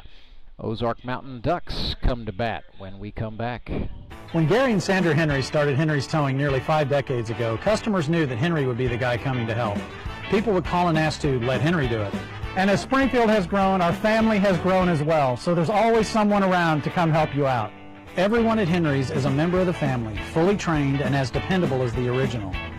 With a family this size, help is always right around the corner. So if you find yourself in need of roadside assistance, remember to call the name you've grown to know and trust. Remember to let Henry do it! Mr. Callahan, let's play Word Connect. I don't want to. I'll start. I'm not gonna. Air. Services.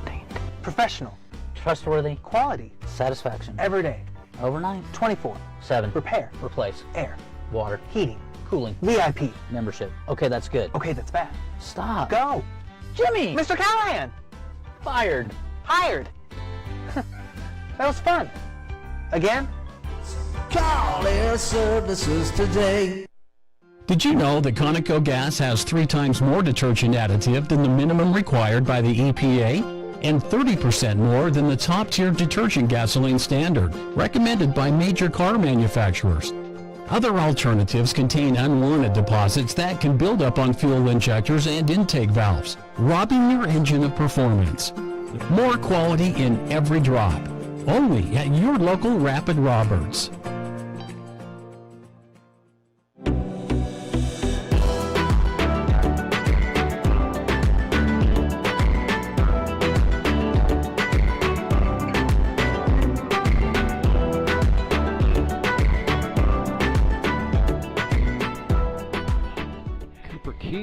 The left-hander back to work for the Branson Showmen after coming on in relief in the second.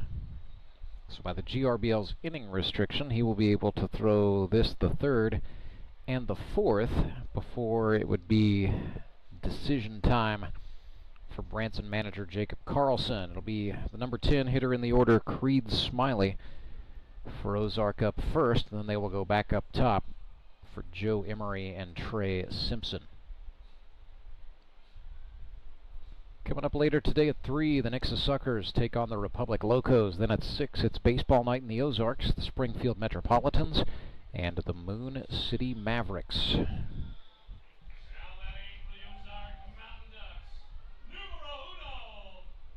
Can't tell you. For that 3 o'clock game, the announced starters are Jake Uber for the Nixa Suckers against Skylar Hinson for the Republic Locos, which is a pretty tasty and delightful pitching matchup. Creed Smiley, sponsored by Air Services, watches a breaking ball dip down and in for ball 1.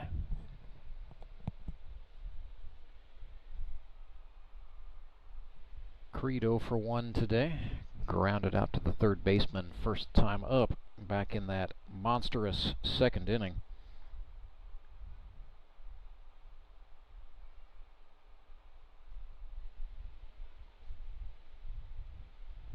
Kiesling caught the inner half that time for strike one, so it's 2-1, and if Kiesling can consistently locate that, he's going to make a lot of outs in this league. Breaking pitch, dipped down and out of the zone. Smiley was able to lay off, and so 3-1. Not a bad idea for Kiesling. He's working in against the right-handed Smiley.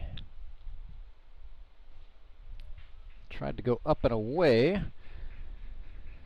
Location missed. Kiesling is frustrated, and Smiley draws a walk. So back to the top of the order go the Mountain Ducks. Joe Emery is 1-1. We'll get a brief pause here as Ozark will courtesy run for the catcher. That is allowable in grip and rip baseball. Can either be a player off the bench, that's the case for Ozark runner Josh Wilbanks, or it can be the player who made the last out. But Ozark is going to generally use a bench player in that role. That's what Austin Kendrick, their manager, likes to do. And when you've got a guy who can run like Josh Wilbanks runs, it just makes all the sense in the world.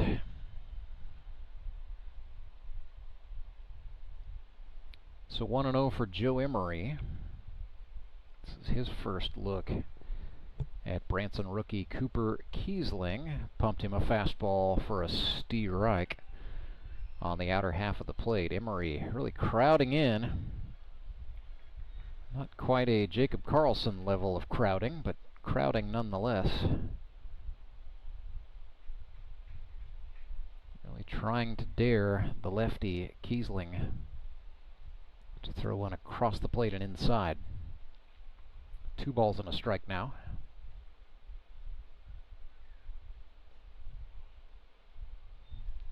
Cooper Kiesling missed low. 3-1. Square stance for Joe Emery. GRBL veteran from St. Peters, Missouri. Swings and lifts one in the air to center field. Over to get that is Carlson. And he makes the catch to get his counterpart Joe Emery for the first out. So down goes Emery. Up comes Trey Simpson. We'll see his older brother Trent a little bit later on today with the Nixa Suckers. But Trey having a pretty good 2025. 0 for 1 today with a walk and a run scored. He was 2 for 3 in the season opener and drew 2 walks. So Trey Simpson doing well to get on base. And that was the name of the game in Moneyball. Ooh, fouled that one off his foot. That's, yeah, oof, right onto the soft part.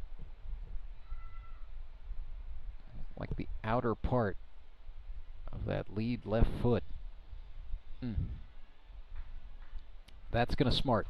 It's going to smart later in this game. That's going to especially smart tomorrow. Ball and a strike now to Simpson, who's hopping back in. Engaged in some banter with the Showman catcher Jared Fox, it would appear. And perhaps with the plate umpire Ed Browning as well, known to be a fluent sarcasm speaker. It's 2 balls and a strike. Trey reaches out and pokes that one. It goes off the net, foul.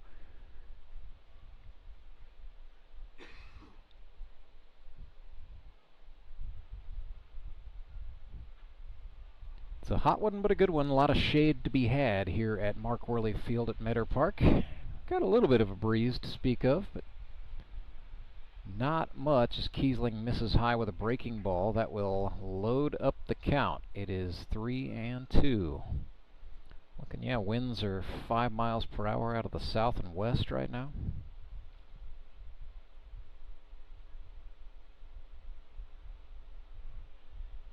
That is a walk. And Kiesling thought he might, I guess, have an argument there, but Trey Simpson draws his second walk of the game. His 4th in 2 games. And so now it is 2 Mountain Ducks aboard by way of the free pass. And the batter is Andrew Meyer. He's got a man in scoring position here. 1 out. So a lot to work with. Andrew Meyer, sponsored by the Bank of Missouri.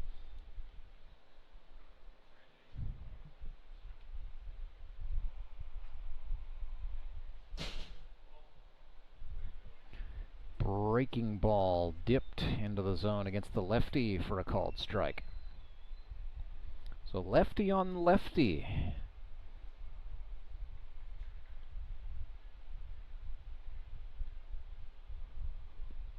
Oh, it's a bouncer. Oh, and then that ricocheted off the umpire. He's down. Jared Fox made the throw to third, not in time. It's a steal for Josh Wilbanks. Oh my goodness, the plate umpire, Ed Browning, appears hurt from that. And he is being tended to quickly here.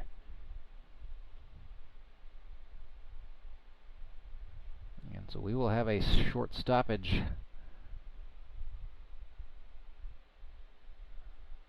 Ed Browning took a ball. He's down on all fours. Sort of slammed a hand in frustration there.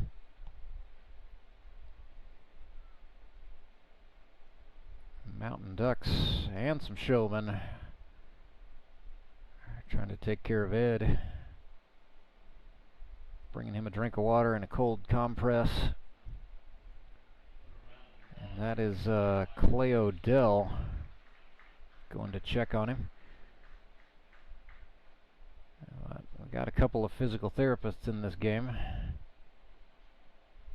Now we get, now the GRBL's Director of Baseball Operations, Steve Lale, is going down there. Everybody's going to check Ed.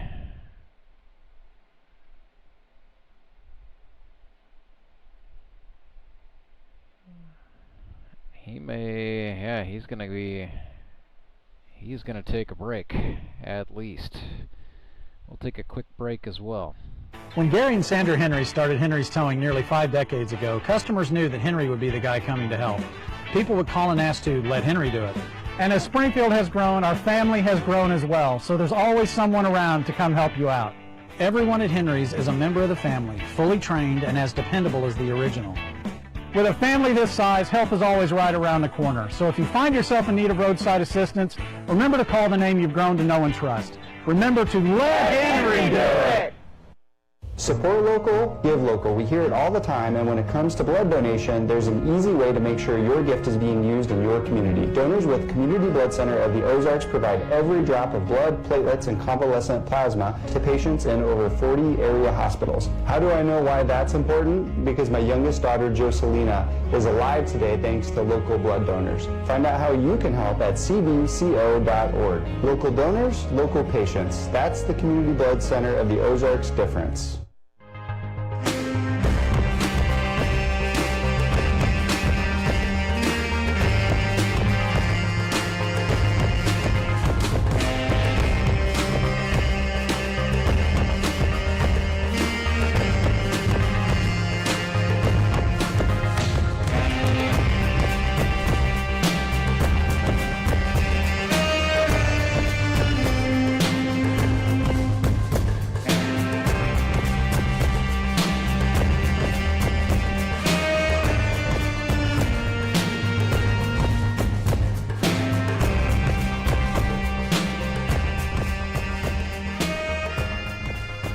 Live at Meadow Park, 9-4 is our score between the Ozark Mountain Ducks and the Branson Showmen.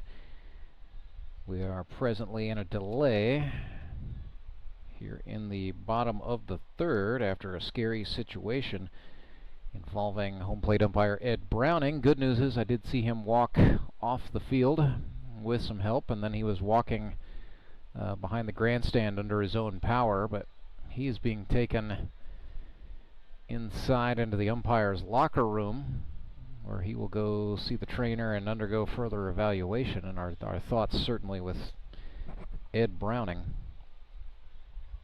at this time. But field umpire Brian Lozano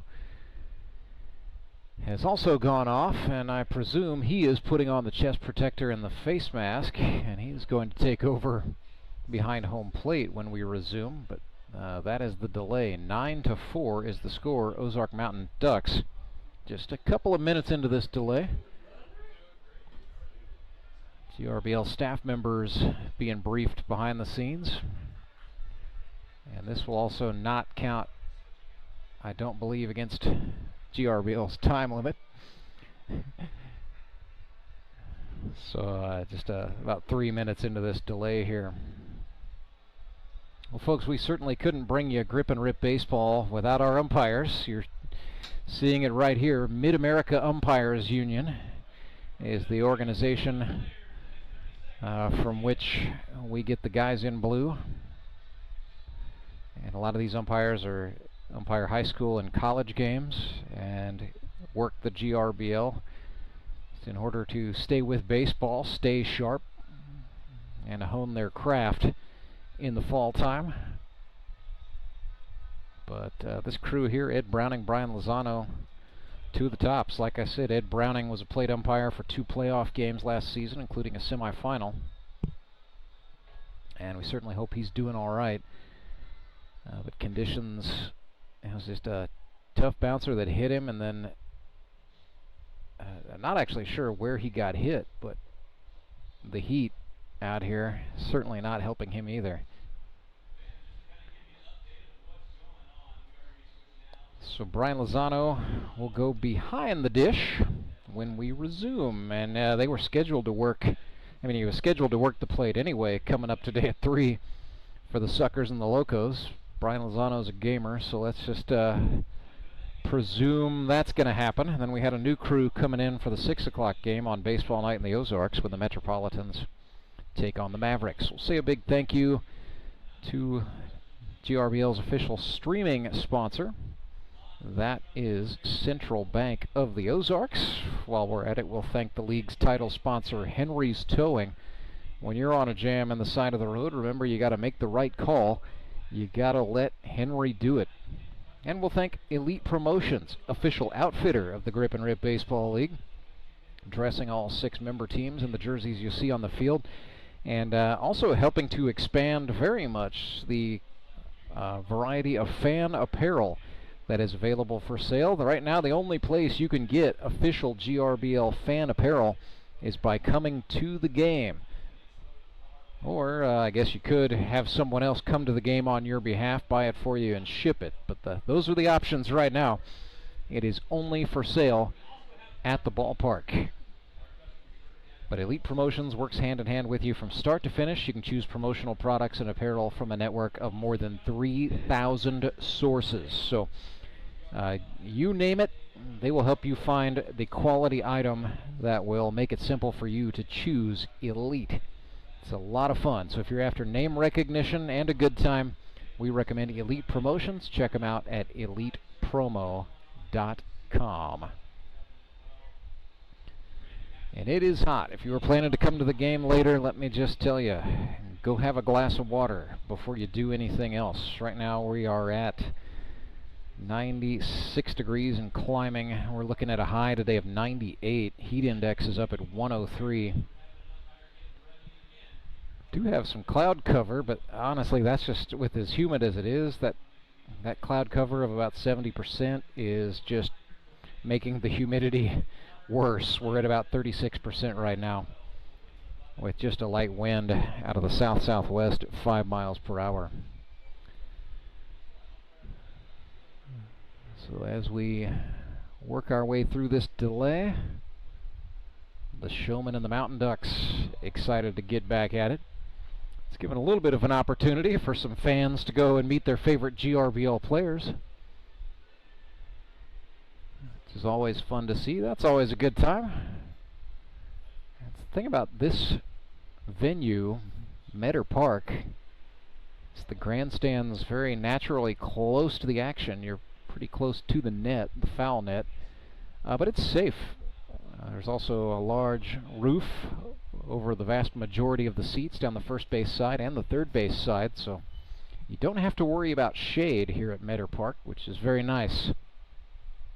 And just a light breeze is all it takes to make it feel pretty good up in the stands, even on a hot day like this one. So if you've never been to a Grip and Rip game, we of course advise you to come out, but Meadow Park, just a great place to see some baseball. You can be relatively close to the action, and yet you're fairly safe in doing so. So as the delay continues, we will step aside one more time, come back and hopefully bring you baseball action on the other side of it. It is Grip and Rip Baseball, brought to you live and free all day long on our YouTube channel. The Fuel Forward app is a go. Fuel Forward provides quick and secure payments and everyday savings on fuel at your local Rapid Roberts to keep you moving forward. Download today and save up to 20 cents per gallon on your first fill-up. Then save 5 cents per gallon every fill-up after that. Driving just got a whole lot better thanks to the Fuel Forward app at your local Rapid Roberts.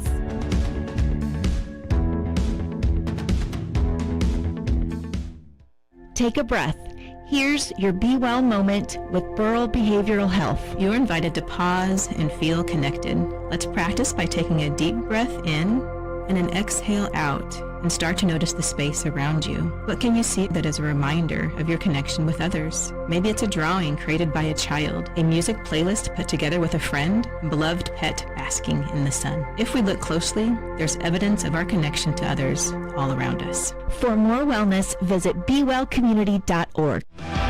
Elite Promotions is a family-owned company dedicated to providing effective, efficient, and quality promotional products to organizations just like yours. Elite Promotions will make it simple for you and quickly find the products that will give you a reason to use Elite. Elite Promotions is the official outfitter of the Grip and Rip Baseball League, dressing all 6 teams in the jerseys you see on the field and all of our official fan apparel. Be on the cutting edge. Be Elite. Elite Promotions, ElitePromo.com.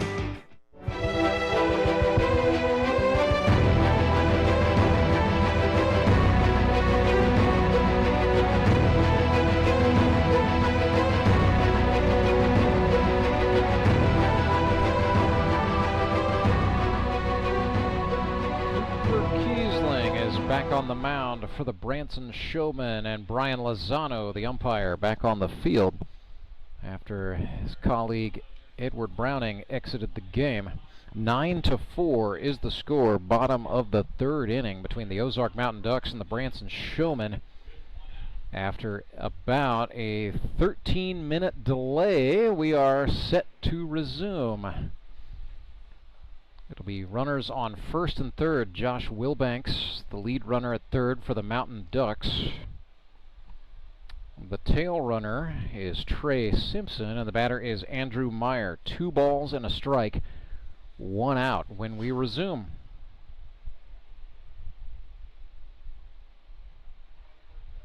Meyer hops back into the box, and we get set to go. Time on the delay is officially 13 minutes. We're back underway at 1:26. 3 balls and a strike. So it's Brian Lozano behind the plate, and he's just getting an unpaid helper in the field. That is the manager of the Republic Locos, Chris Mesa. I'm sure he'll keep it fair. 3-1, runner takes off, pitch in the dirt, blocked by Jared Fox. Doesn't matter, Andrew Meyer drew a walk. So that is now 3 walks this inning for Cooper Kiesling. Certainly a little bit understandable coming out of a 13-minute delay. But the situation doesn't get easier. Here is Tony Lewis, who hit a 3 RBI triple last time up in the 2nd inning and made the score at the time 6-0. So Tony right now bringing in what represents a game-winning run, but it is early days yet. Kiesling starts in with a breaking pitch.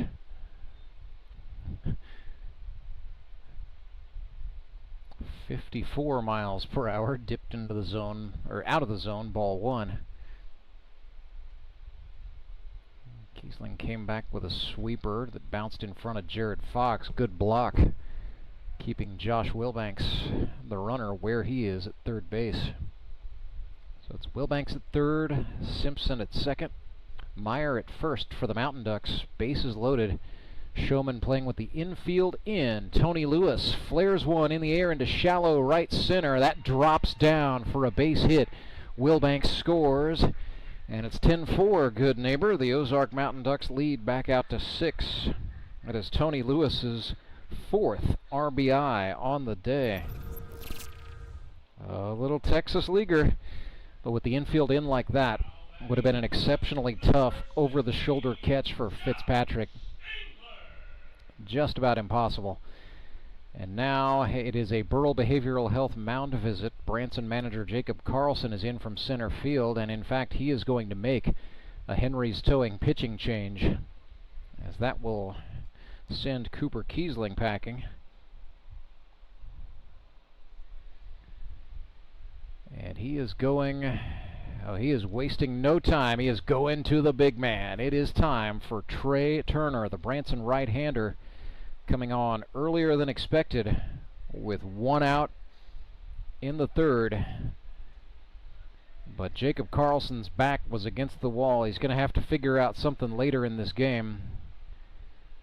But more pressingly, he's going to Trey Turner right here, right now. Turner, 5 innings. He allowed 5 runs in his first start. None of them were earned. 3 hits, 12 strikeouts, 1 shy of the GRBL single game record. And Trey walked 3. He faced 24 batters and threw 92 pitches. In the GRBL championship game in 2024, Turner was electric. 5 innings. He allowed 1 earned run on 3 hits, struck out 11 and walked 1, and the Showmen defeated the Nixa Suckers 2-1. For his rookie season, he allowed just 2 earned runs on 13 hits across 25 innings of work with 52 strikeouts, walking 3 and a 0.72 ERA. So wasn't sure how the official scoring would shake out a week ago, as the Showmen, I guess, well, depending on how you look at it, they didn't do Trey Turner any favors with how many mistakes they made behind him. But one of the best favors they did was making back-to-back errors on a couple of consecutive Nixa batters, which allowed all runs in a big 5-run inning to go up unearned. And so Trey Turner officially has a spotless ERA here in 2025. He's got a fastball topping out at 91 here in the warm-ups, and with the air as thick as it is, that's plenty fast. Usually takes about 9 miles per hour off the slider. He's got a changeup as well, but I don't suspect we're going to see that for some time. That usually doesn't make an appearance until later in an outing, so for a while the Mountain Ducks are going to be looking at some serious heat. The hardest thrower in the history of the Grip and Rip Baseball League. Josh Engler stands in with 1 out and the bases loaded, and Turner fires him. A 90-mile-per-hour fastball, low, ball 1.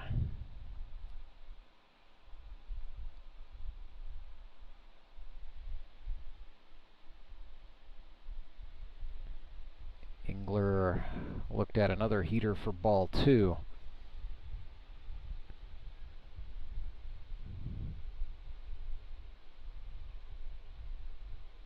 It's 2-0. Turner trying to find where the zone is. That looked like about belt high. And Josh Engler, I think he just said to the plate umpire Brian Lozano, "Wow, that was fast." Indeed it was.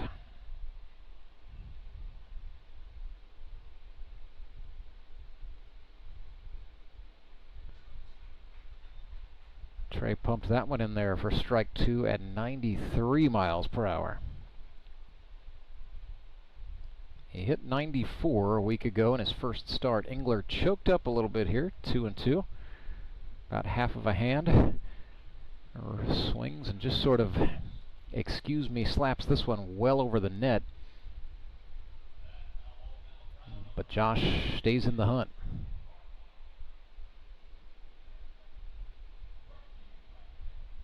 So Engler's going to shorten up the swing. He's choked up on the bat, just looking to put something into play here. Showmen have the infielders in with the bases loaded, and Turner misses high. Tried a slider that did not slide. So we are full up. 6'6" Ozark third baseman Josh Engler. Swung on and missed. Turner strikes him out. A couple of strikeout kings going at it there, and it is Trey Turner who got the best of Josh Engler, but he's not out of this jam yet. He's got to face another batter with the bases loaded. That's Cole Roark.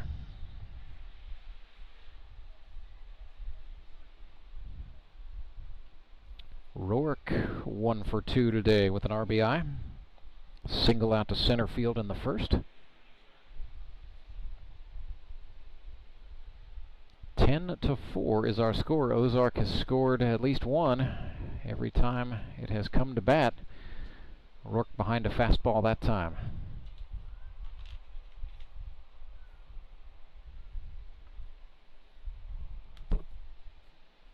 Nothing and 2.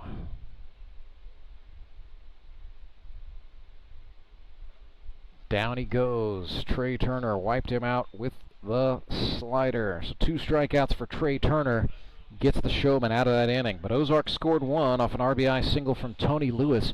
It is 10-4. A 6-run ball game resumes when we come back. It is Grip and Rip Baseball, live and free on our YouTube channel. Big thank you to the Bank of Missouri. Live well, bank well. I'm Nicole Cartmel with the Bank of Missouri. Whether you're looking to pay bills or make a big purchase, sometimes you need cash quickly to take that next step. A consumer loan might be a perfect option to help you live well, bank well. Sonia McClendon, one of our branch managers, is here to explain. Thank you, Nicole. We provide personal consumer loans for almost any purpose, from building your credit to financing that new car. We offer competitive rates, and decisions are made locally so we can get you the money that you need quickly. But what makes our consumer loans unique is that personal touch. For example, I recently worked with a customer to secure a loan for a horse trailer. He could have went elsewhere, but he chose to work with his bank because of that personal relationship that we've built with him. Being able to work with your personal banker that you know and trust makes a big difference. That's right, because we work with our customers to help them live well, bank well. Get started at bankofmissouri.com. Hi, this is 5-time Howard Bell Trophy winner Daniel England. Watch me on Baseball Night in the Ozarks tonight at 6.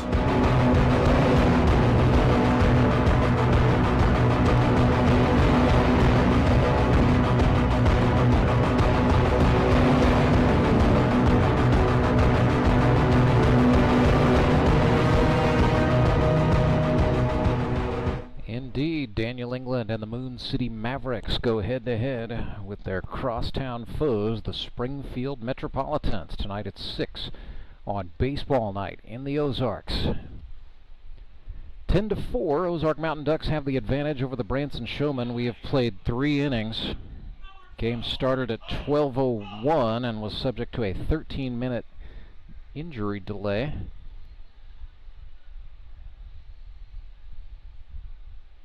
But we are back underway. Cole Roark throws a fastball to Tyler Rusk, low for ball 1. That one clocked at 83. So Roark's velocity has been consistent. 96 minutes since this one started, though the game 83 minutes old. So we're not worried about running into the time limit just yet, but that's probably going to be a factor at some point, unless we start to get some nice crisp 1, 2, 3 innings at some point. But the way these offenses have been playing, that just doesn't seem to be in the cards. Tyler Rusk swung and missed there. It is 1-2. Roark threw him a nasty breaking pitch. 6 hits for the Ducks, 4 hits for the Showmen, 4 errors by the Showmen and 2 by the Ducks. As Rusk swung and a dropped third strike, Creed Smiley's throw down to first is in time, and Tyler Rusk is officially retired by way of the K. 3 strikeouts today for Cole Roark, and the batter is Justin Loudon. Justin, sponsored by the Twin Crescent Drive-In in Buffalo, Missouri. Great story there. An operational drive-in movie theater. Still kicking in 2025.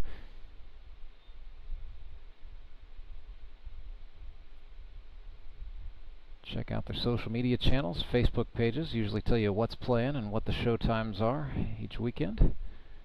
They even still do some old school double features.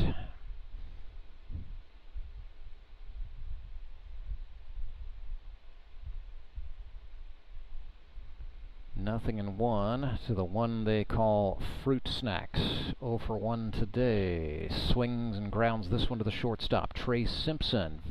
Airmailed the throw. It brought Tony Lewis off the bag, but he got down and got the foot down to get Justin Loudon by just a step 2 down. Trey Simpson, I think, rushed that throw ever so slightly, as Justin Loudon can scoot, and he put a little more air under that than he wanted. All's well that ends well for the Mountain Ducks, and they get to face King Owens here.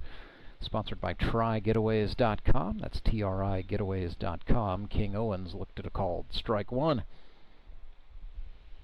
Owens grounded out to third base first time. Swings and fouls this one back to the screen.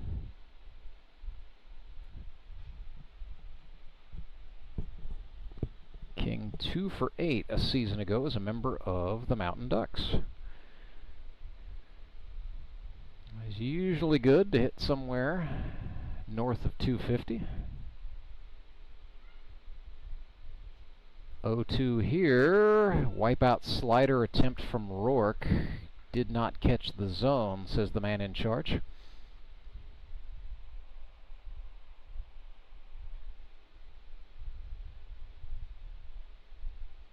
One ball, 2 strikes. Roark tried again.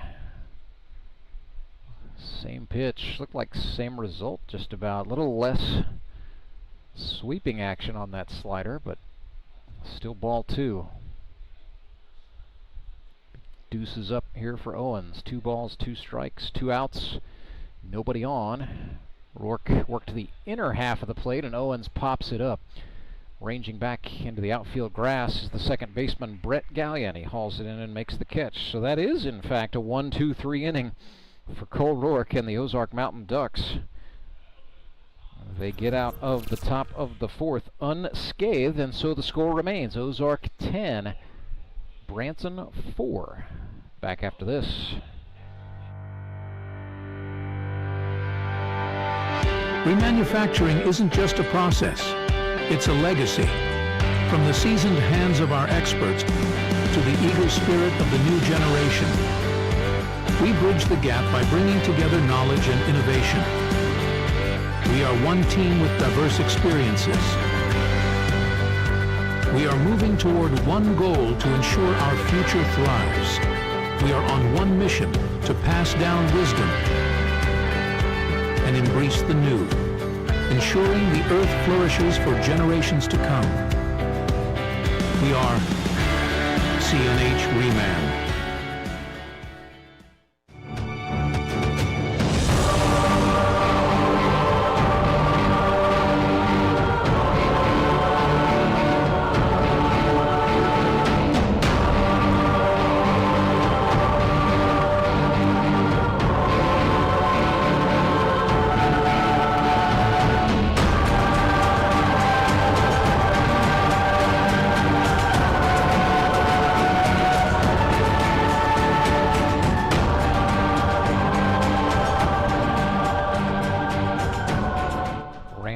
Back with you live at Mark Worley Field at Meadow Park, home of the Grip and Rip Baseball League throughout the decade year, Season 10. Trey Turner is back to work for the Branson Showmen. I suspect he will get the 5-inning designation for the Purple Gang today. Namely because Branson's already burned through 2 pitchers, but also because Trey Turner is the staff ace. So by league rules, he will be able to pitch this 4th inning. He can pitch the 5th, the 6th, and the 7th, and then should this game end up in an 8th inning, the Showman will have to make a change at that point. But as we continue to watch the clock, it would be right around the 3 p.m. hour when this game would start to run into the time limit. That's assuming that the officials decide to honor the delay. There's also a 10-run rule in the GRBL. That is new. It hasn't come into play yet. But if a team trails by 10 or more runs after 7 innings, that can be the end of it. We haven't run into that yet. And there were only really a couple of situations in 2024 where that might have happened. The time limit rule was a little more common. You know, it's unfortunate we try to play as close to just natural professional baseball as we possibly can, but when you're playing a triple header and using, you know, the same stadium, the same staff, same umpires for multiple games, sometimes you just have to have a few rules to speed things along. But we'll get into that more and start to unpack it if and when it unfolds that way. For the moment, it's a baseball game. 10-4. Ozark Mountain Ducks lead the Branson Showmen. Brett Gallion is behind 0-2. Just fouled off an 0-2 pitch to the screen. So the 4th pitch he sees from Trey Turner is also swung on and fouled back into the net. Timing that time for Gallion was pretty good. He was just under it. So he will get a 3rd 0-2 pitch. 5th pitch of the at-bat. And if you're Ozark, you like that. You need to make Trey Turner work any way you can. Down on strikes goes Gallion. 3 consecutive strikeouts now for Trey Turner. He had 12 in the season opener. He is on the hunt for some more. Brian Sanchez steps in for the Mountain Ducks. Drew a walk. Or check that. Brian Sanchez hit a 2 RBI single his first time up. That made the game 9-0 at that point. It was part of that big, monstrous 6-run 2nd inning.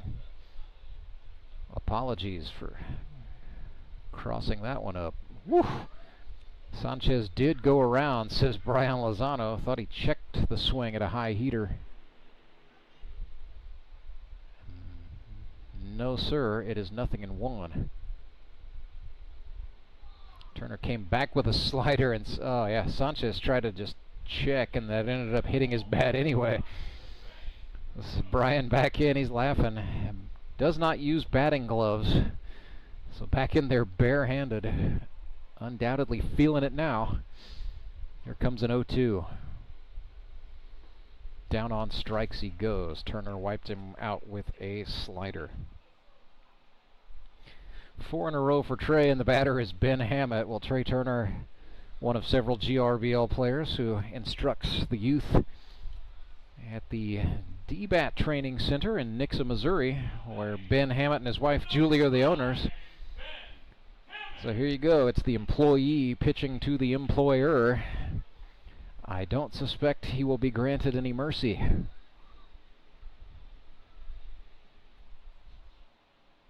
So Hammett 0 for 1 today with a walk. Nobody on and 2 out. Has a fastball low at 93 miles per hour. It's 1-0.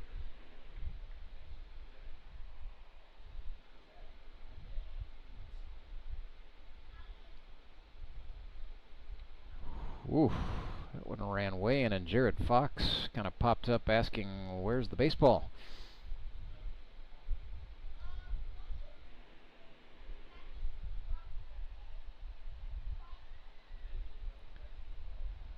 We reset. 2 balls, no strikes. They're setting Hammett up outside, and yeah, that was a slider. It's well hit in the air to left, ranging back and not coming up with it is the Branson left fielder. It's going to be extra bases for Hammett, who's digging for third on a ball at the wall. He gets the whoa sign. And so Ben Hammett hits a triple off Trey Turner.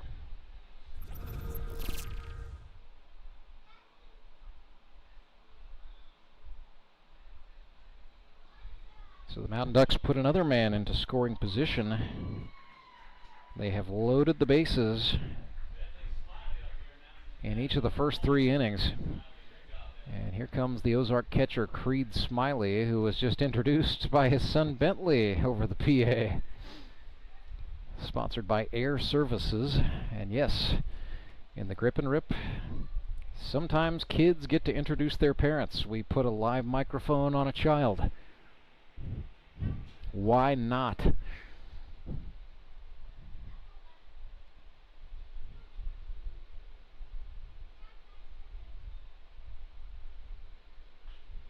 First pitch to Smiley, swung on and fouled back. got a big reaction out of Bentley over there in the press box, who just said, "Oh, yeah, that's what a 92-mile-per-hour fastball looks like, Bentley. It's impressive from up here." I guarantee you, your dad will have a story to tell you tonight at dinner. 0-2. Smiley checked at a pitch in the dirt.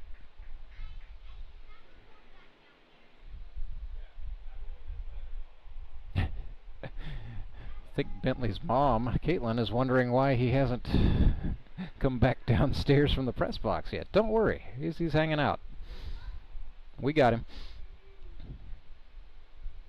Ball and 2 strikes to Creed. Frozen with a slider at 81 miles per hour. Down on strikes he goes. Trey Turner's got 5 Ks. And he kept the deficit at 6. 10-4, the Ozark Mountain Ducks lead the Branson Showmen after 4 innings. Back with the 5th in a moment. I'm Nicole Cartmel with the Bank of Missouri. The risk of losing your hard-earned money to scams is real, especially the scammers sending out fake communications. And that's why we're talking to our Director of Fraud Mitigation, Corey Gerstenschlager. He's got some good practices to help keep your money safe. Thank you, Nicole.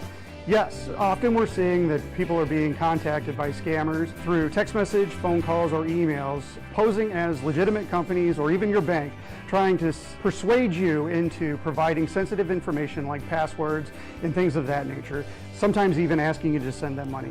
If you receive any kind of communication like this and you didn't ask for it, that's a good red flag that it isn't legitimate. So when you have those situations, get an actual number that you trust for that company, call them and verify the accuracy of the information that you're receiving. Good rule of thumb is make sure to check your accounts frequently and report any suspicious activity. Thanks, Corey. At the Bank of Missouri, we help you live well, bank well.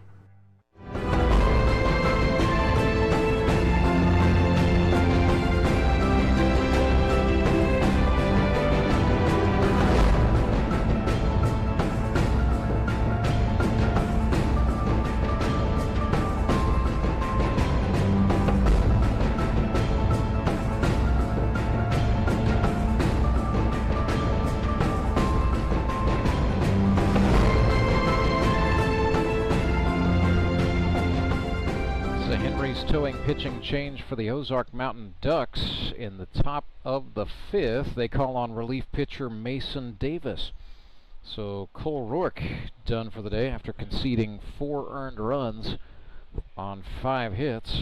But at the moment, it's a 10-4 lead, so Roark would be in line for victory if the Mountain Ducks are able to hang on, of course. Update on the game's plate umpire Edward Browning, who left the game in the 3rd. Let's talk to the Director of Baseball Operations, Steve Lale. Said Ed's feeling all right. They've got him cooled off. Got hit with a baseball, lower body injury, but he's shaking it off. Kind of combination of heat and just getting hit at the wrong time on a baseball that glanced off the catcher's mitt. But Ed's all right. He is going to be fine. This continues to take a moment to put some fluids back in his system. Return for the 3 o'clock game, questionable. So Carter Rennie bats for the Branson Showmen against Mason Davis, who is sponsored by DSG Hot Seat Pressure Washing Equipment. Strike one. Mason Davis thus far in 2025, 2 innings. He's given up no runs, faced 8 batters, allowed 2 hits, no strikeouts, no walks through 26 pitches in his first appearance with the Ozark Mountain Ducks. Next pitch he throws to Carter Rennie is a called strike, and he's ahead 0-2. Mason is a rookie with the Nixa Suckers a season ago. Through 16 innings, he had a 1.69 ERA, just 3 runs on 10 hits, struck out 5, walked 4, and hit 5 batters. And if you're watching his somewhat funky sidearm delivery, sometimes a hit batsman is just what happens when a baseball leaves a sidearmer's hand too early, and or the spin rate is not sufficient for the ball to break over the plate as it was intended to do. And that right there is what happens when a ball leaves the pitcher's hand too early. That time Carter Rennie able to hop back out of the way, and so the count's back even 2-2. So Carter Rennie had an infield single his first time up off of his mentor Cole Roark. Swings and grounds this one right side. The first baseman Tony Lewis up with it, calls off any assistance and decides to make the unassisted put out, 1 away. So the Mountain Ducks going to Mason Davis early, but they have already burned their 3+ designation on Cole Roark. That means any Ozark relievers who come on are limited to a max of 3 innings. That would include Davis, who's certainly eligible to pitch the 5th, the 6th, and the 7th. I think that's probably what Mason would want to do if left to his own devices. Pinch hitter is Michael Doman for the Showmen. And Doman, the Showman, is down 0-1. He's pinch hitting in the 10 spot for Chris Leggett.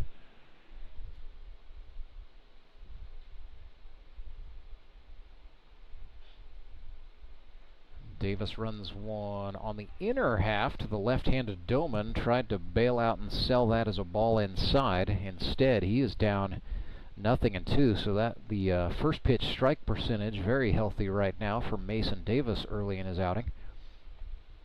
They're setting Doman up over the outside, and there we go, another breaking pitch that just didn't quite hook up. Mason Davis working with Creed Smiley, and these guys work together Monday through Friday as well. So they've definitely had some practice time. Slow trickler to second. Gallion, oh goodness, that looked like it was thrown off the back foot. And it performed like a baseball thrown off the back foot as it sailed into the Branson dugout. And so Michael Doman will be awarded second base on an errant throw. Well, speed-wise, he might have beaten the throw anyway, regardless of what Brett Gallion could have done, as that ball took a long time to trickle Brett's way.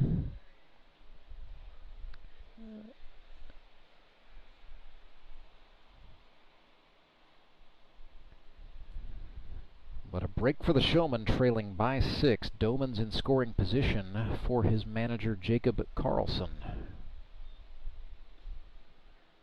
And they do indeed assign Brett Gallion the error. Our official scorer today is Jacob House. House calls things pretty fair.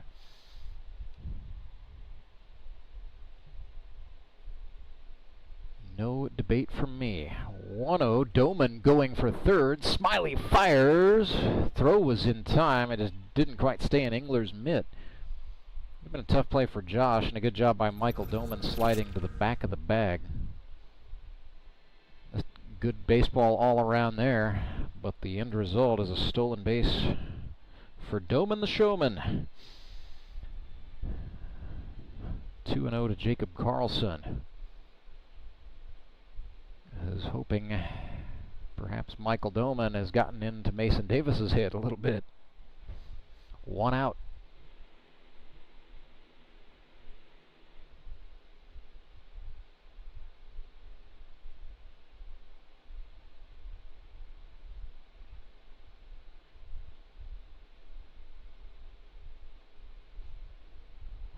D-Reich called there. 66 miles per hour. That offering from Mason Davis.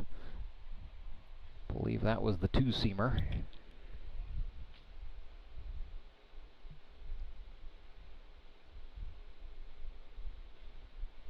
So we hit, let's see, just a couple minutes before 2 o'clock, after also conferring with GRBL Director of Baseball Operations Steve Lale.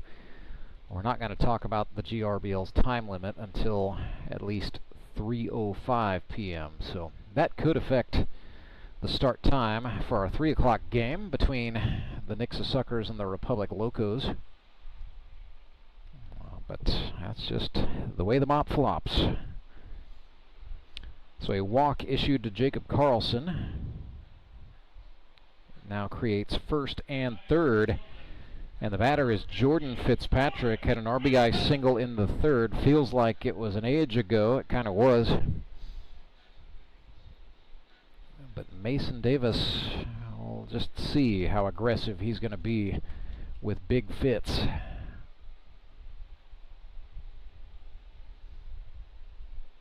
Still one out. Mountain Ducks at double play depth. Fitzpatrick got under that one. It is in the air to right. Galleon's running back. It'll be the right fielder making the catch for the Mountain Ducks. That's Meyer. And then he very quickly rifled the ball in all the way to the catcher, Creed Smiley. And Michael Doman played safe. Stays at third base, and there are now 2 outs. So Fitzpatrick swung and got underneath one, and the Mountain Ducks prevent the sacrifice fly.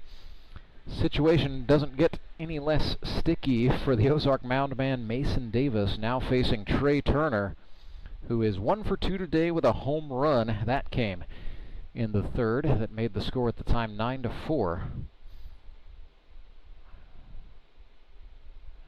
There's a check move from Davis, who had no help over there at third base. Josh Engler did not get out of the break, but it still made Michael Doman go back. He's being a little conservative with his lead as Turner rips one foul.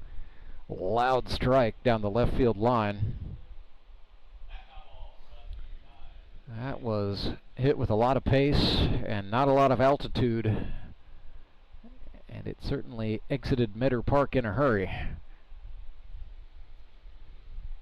I'm not sure if it stayed, if it caught some of the batting cage out there down the left field line, it might still be inside the fence.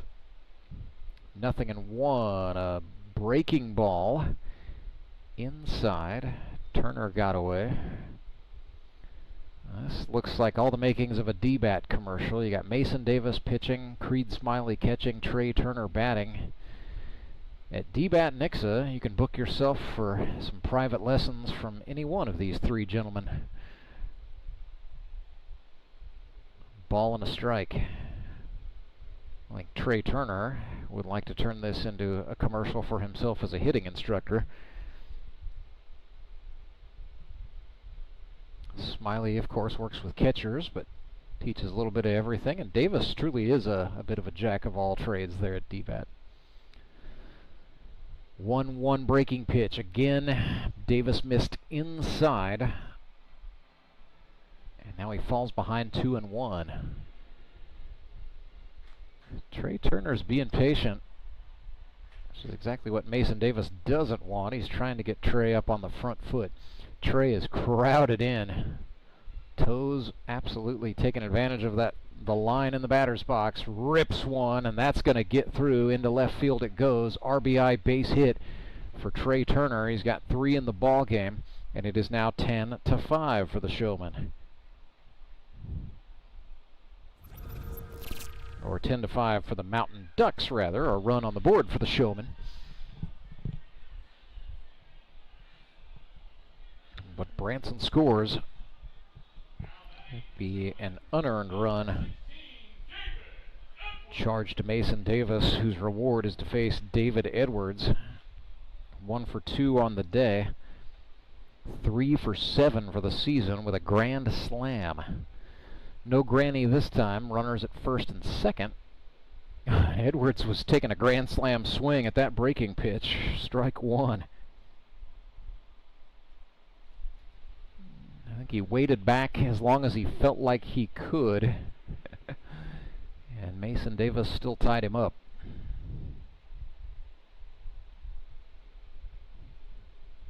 Oh, 1.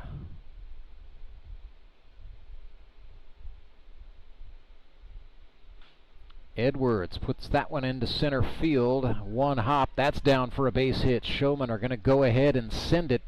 And yes, indeed, Carlson scores. It is now 10-6. David Edwards has another RBI. So now it is a 4-run ball game. Batter's going to be Jared Fox, and a potential game tying run is in the on-deck circle in the form of Tyler Rusk. But more pressingly, Jared Fox is just going to look to keep this rally going.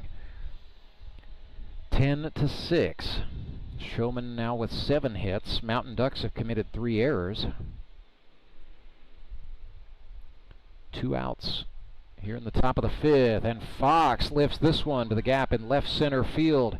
Branson will score again. Edwards going for third. He had to hurry, but he dives in safely. RBI double off the bat of Jared Fox, and the tying run will come to the plate. It is now 10-7.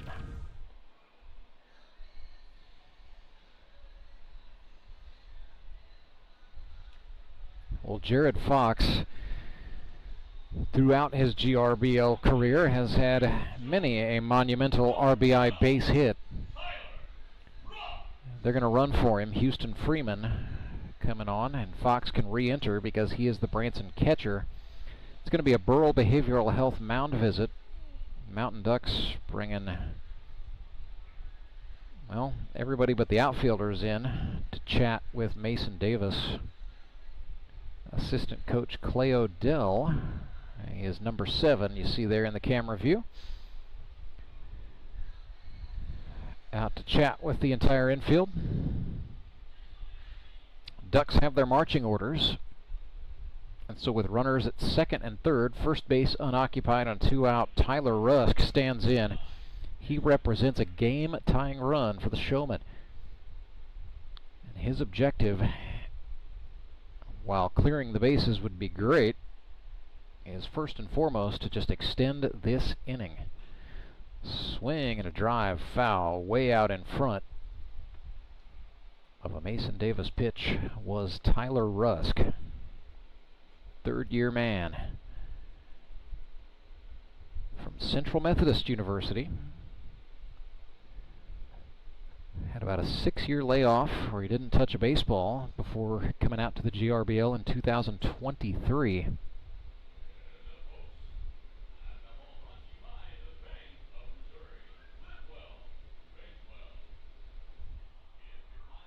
And T. Rusk looking for his first hit of the campaign.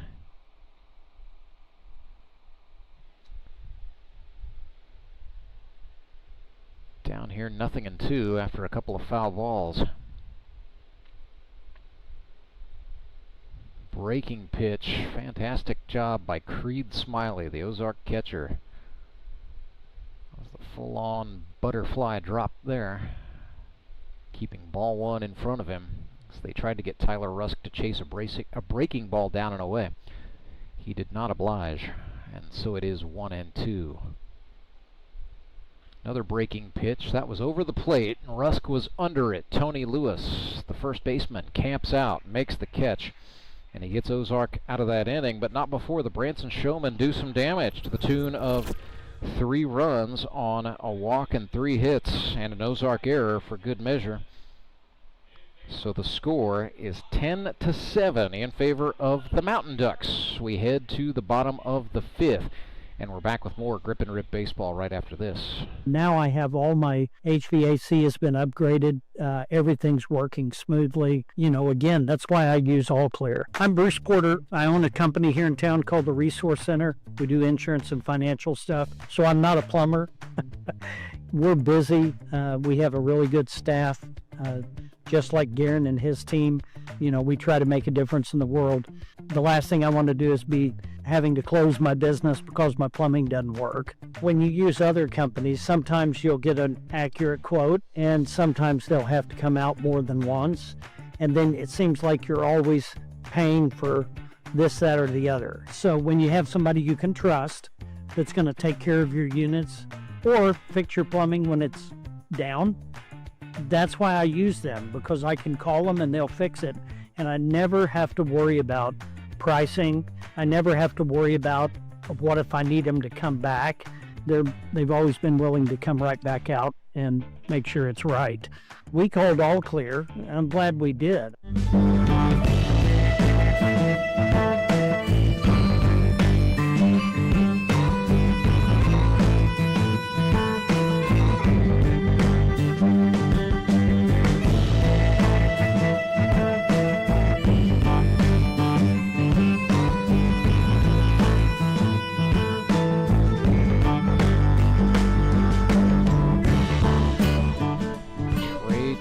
Back to work for the Branson Showmen in a game that's gotten a little more interesting. This Branson offense, we talked about it earlier when the score was 9-0. Just thought that is a team that's too good to go out and get skunked, and they have proven it. 3 runs in the 5th, 4 runs in the 3rd, and they have come back to make this into a 10-7 ball game. They have outscored Ozark 7-1 over the last 3 innings, but the Mountain Ducks come to bat here. Top of the order due up here. It'll be Joe Emery, Trey Simpson, and Andrew Meyer. So fresh start for the Mountain Ducks, a chance to shake off what was the top of the 5th, in which the Showmen put up 3 runs. Trey Turner has pitched an inning and 2/3 and struck out 5 batters. So batters Joe Emery, the physical therapist from Truman State University. Go Dogs, as Joe has been known to say when questioned about the Harvard of the Midwest. Played Division II baseball. Both of these men played at the JUCO level. Trey Turner at Crowder, Joe Emery at St. Louis Community College Forest Park. Turner played at 3 levels of affiliated pro ball in the Washington Nationals system, rookie, low A, and high A. Last pro appearance was in Fredericksburg, Virginia. Finished his minor league career 76 1/3 innings, a 4.95 ERA, 107 strikeouts to 70 walks. So 107 strikeouts in 76 innings is certainly hauling it. You know, Turner would tell you too many walks perhaps, but strikeout pitchers also tend to naturally have a few more walks. It was a looking strikeout that time. Joe Emery is retired. He becomes the 6th Ozark batter to strike out at the hands of Trey Turner. Batter's going to be Trey Simpson, and speaking of walks, he has taken a couple today. He is 0 for 1 with a pair of free passes. Turner starts him off with a 92-mile-per-hour four-seam for a called strike 1.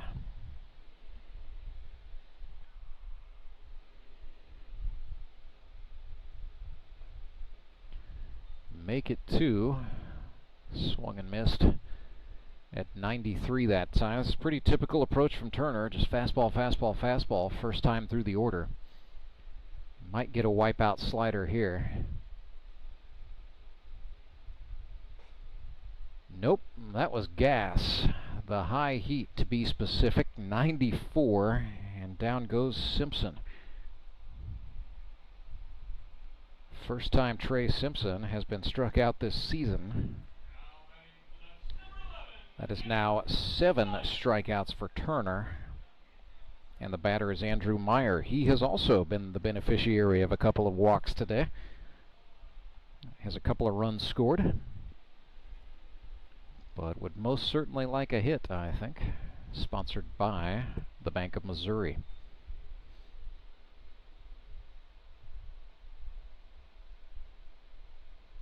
Trey Turner, he was instant electricity when he showed up to tryouts in 2024.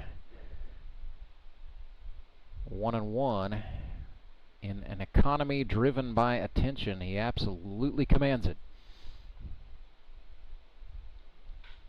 Swinging a grounder up the middle to the shortstop. That's Fitzpatrick for the Showmen, and then he threw it away. It's beyond the reach of the first baseman, Dustin Phelps. Trey Turner's been striking out so many batters. I kind of slept through some defensive substitutions there. My apologies, but Branson now with David Edwards at third base. Fitzpatrick moved over from second to short, and Michael Doman's playing second base with Phelps at first. They're using Houston Freeman in left field. Still Jacob Carlson in center. That's business as usual.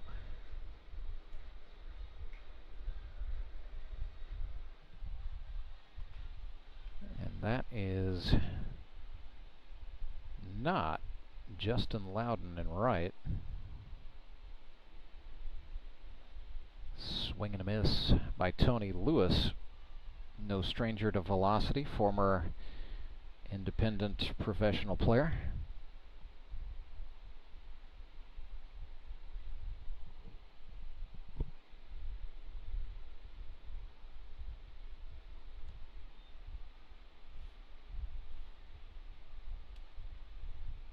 I believe that is Cooper Kiesling, yes indeed, playing right field for Branson. Apologies there. So Tony Lewis is even 1-1. 2 outs and a runner at first. Fastball, no, check that, a slider, missed down. 86 miles per hour, it's 2-1.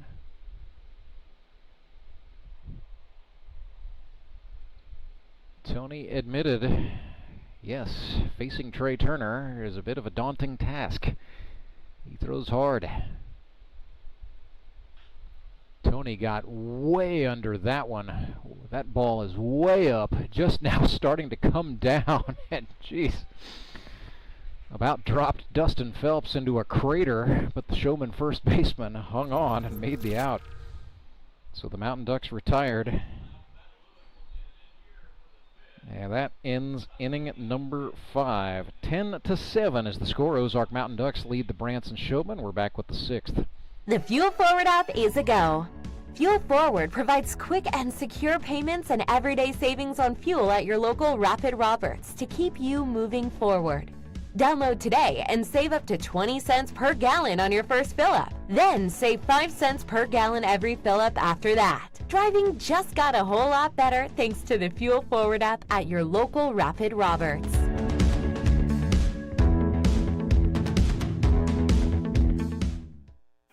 Acme Towing Company. That's too far away. Let Henry's do it. Nah, we're ready to close.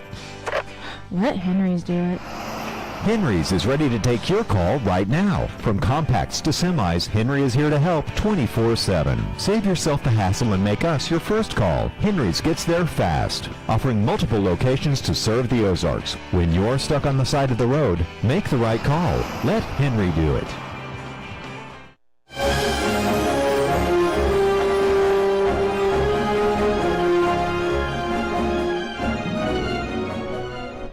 Towing pitching change for the Ozark Mountain Ducks. Right-hander Brian Sanchez from Barquisimeto, Lara, Venezuela, on to pitch here in the top of the 6th. Little GRBL trivia for you, and you can participate along at home in this one. We are are trying to ask fans. I'm not even sure what the prize is on this one, but we'll deal with that in a moment. The question is, name one of the players who has hit an inside the park home run in the history of Grip and Rip baseball. I can think of 3 off the top of my head. And I'll give you a little bit of a hint just because I love the fans at home. None of those players are competing in today's game right here, right now, so it is not a member of the current Mountain Ducks or Branson Showmen. But a couple of the players who have done it will be in action a little bit later on today. And at least one of the players who had an inside the park round tripper is retired. So there you go. If you can name a player in the chat who has hit an inside the park home run, I will confer with the powers that be here in the press box and see about rewarding you handsomely. Dustin Phelps swings at some high heat from Brian Sanchez, 82 miles per hour. And inning number 6 is underway here.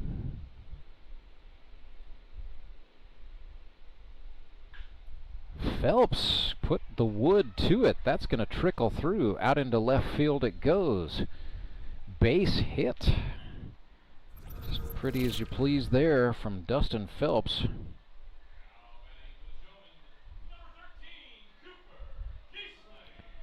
So Phelps is on, and the batter is Cooper Kiesling. It's his first plate appearance of the day. Cooper 0 for 3 with a strikeout on the season. Sanchez from the belt, missed up and away. Sanchez, native of Venezuela. He's got a fastball, a slider, and una curva in the arsenal. That looked like the curve, but Kiesling was ready for it. That is looping down, but a great sliding catch in the outfield by the Mountain Ducks' Andrew Meyer, the lefty. And hopped up very nonchalantly, but that was not an easy play. That's an impressive catch by Meyer for the first out. And so the parade of pinch hitters continues for the Showmen. This is Houston Freeman, or defensive subs, I should say. Houston Freeman was on the field for the last half. Physical therapist from Lebanon, Missouri, and on a wild pitch, Dustin Phelps, the base runner, is going to advance to second base. So yeah, Houston Freeman and Joe Emery both work for Missouri Sports Medicine, so the co-workers going at it today. Freeman for the Showmen, Emery for the Mountain Ducks.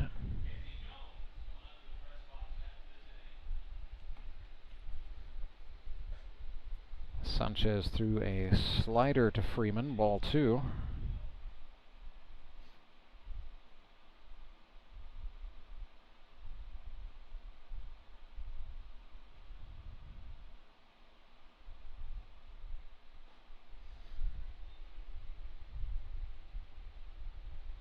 Just going to take a look here. Nobody has answered the a couple of spirited guesses on name a player who's hit an inside the park homer. Somebody guessed Skylar Carter. That is, believe it or not it. He's done about everything else. And Trey Turner has not hit an inside the park home run. He doesn't mess with that. Trey prefers to just hit it over the wall. 2-2 now.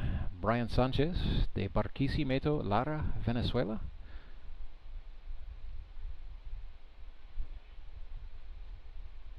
Swinging a foul ball by Freeman, and now the umpire, Brian Lozano, out to check Sanchez.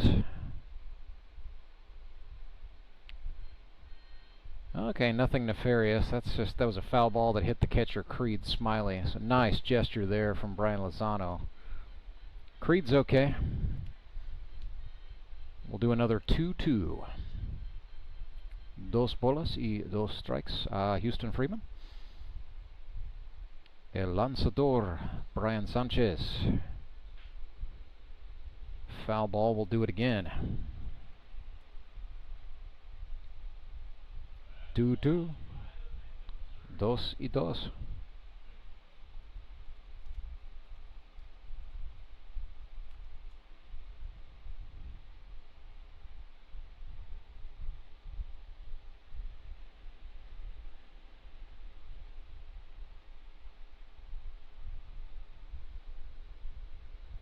Sanchez bounced one. Una curva in the dirt. 3 bolas y 2 strikes.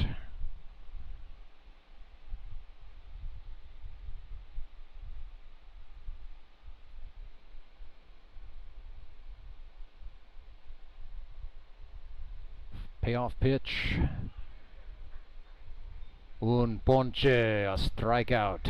Brian Sanchez gets Houston Freeman. So that's 2 outs.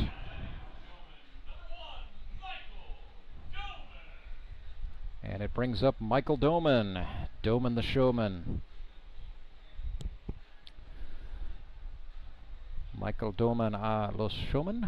Brian Sanchez para los Patos de las Montañas de Ozark. Fastball strike.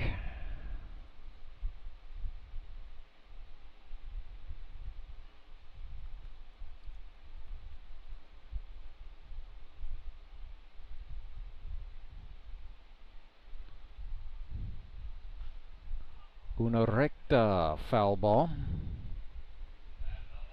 We are all just going to learn Spanish together while Brian Sanchez is pitching. Recta, the word for fastball. La curva is the curveball.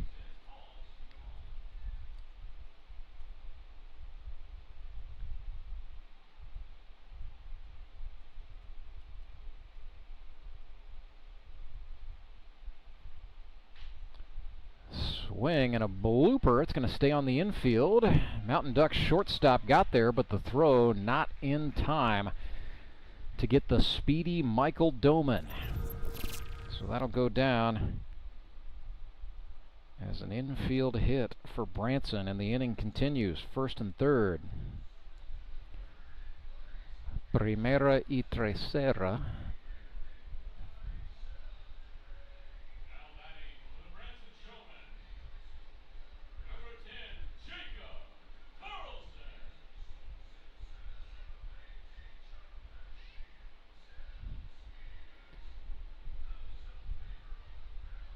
Back to the top of the order goes Branson with 1st and 3rd. It is Jacob Carlson. He is 1 for 2 on the day, an RBI double back in the 3rd. Drew a walk last time up. That came in the 5th against Mason Davis. This is his first look at Brian Sanchez. Una curva, un strike.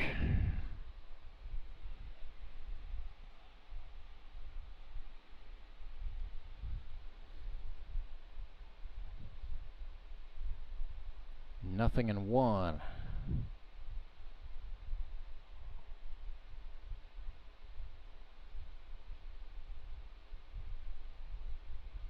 Carlson hammers that one, but that is foul.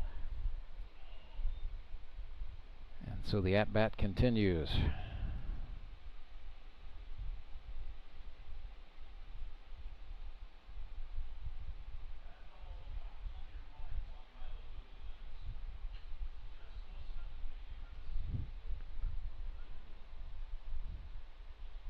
La anotación. Los Patos 10. Los Showmen 7. Top of the 6th. Nothing in 2 to Carlson. Una curva, no. Una bola, 2 strikes. 67 miles per hour. El lanzador, Brian Sanchez.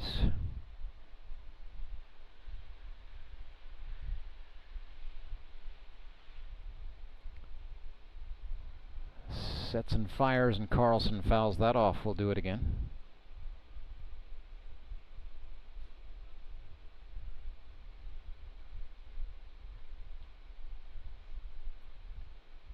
So in Spanish, the word for pitcher, lanzador. If you translate it very literally, it means launcher, and the catcher is the receptor.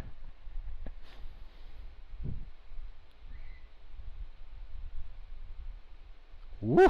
That one ran inside. Somehow the ball did not hit Jacob Carlson. So 2-2. Dos bolas y dos strikes para Jacob Carlson.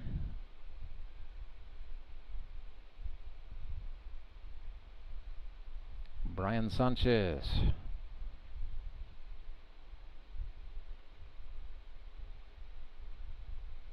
Fastball swung on. It's going to be trouble out in right field. A dive by Meyer. Foul ball is the official call from the umpire. El Arbiter, Brian Lozano. So we will set him up and do it again. Jacob Carlson having a long at-bat. 10-7, our score in the top of the 6th. Brian Sanchez for the Mountain Ducks.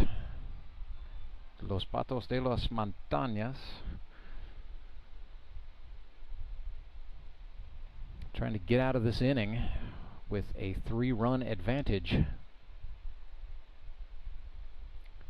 Dos bolas, dos strikes. And the pitch swung on, foul ball, will do it again. I feel like Jacob Carlson's been up there for 10 minutes at this point.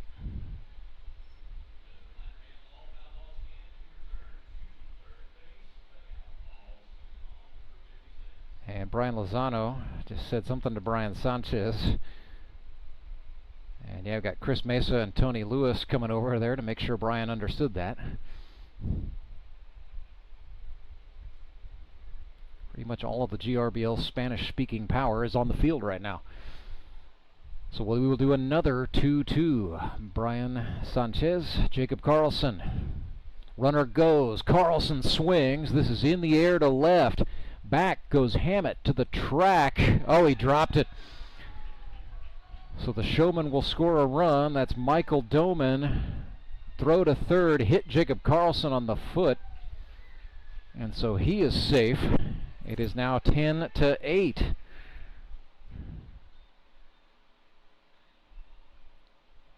It's going to go down as an error. So an unearned run for Sanchez. But the inning continues. Now this is good to see. Edward Browning has returned to the ball game. Started this game as the plate umpire. Now he is in the field. And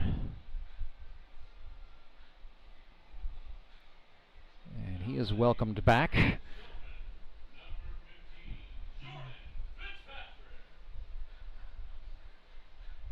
So Ed Browning back on the base paths, and the batter is Jordan Fitzpatrick for the Showmen. He represents a potential game-tying run. Sanchez's pitch, no.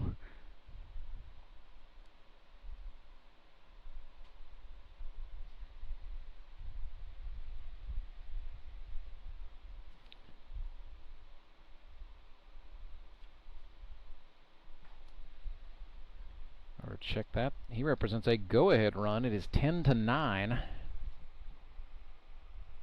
I missed the Doman run back there that Phelps scored.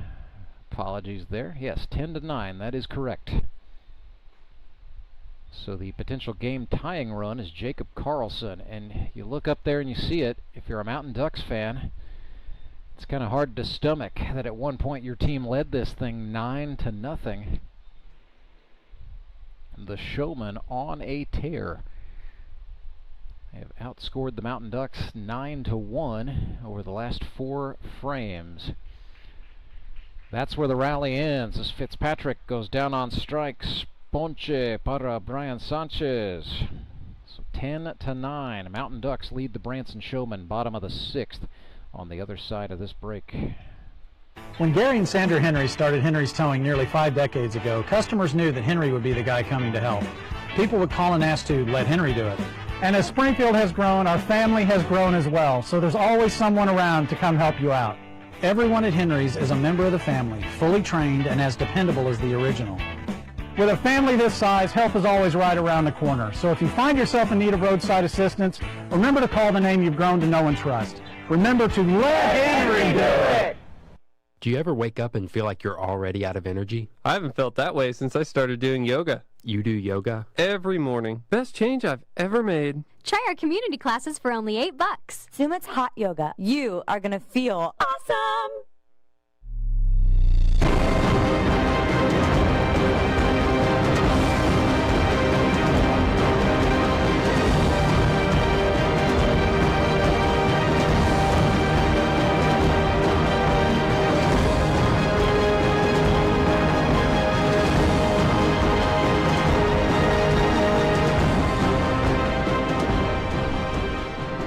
The pace slowed down a little bit, but this game is hot, 10-9, and yes, the temperature is hot too.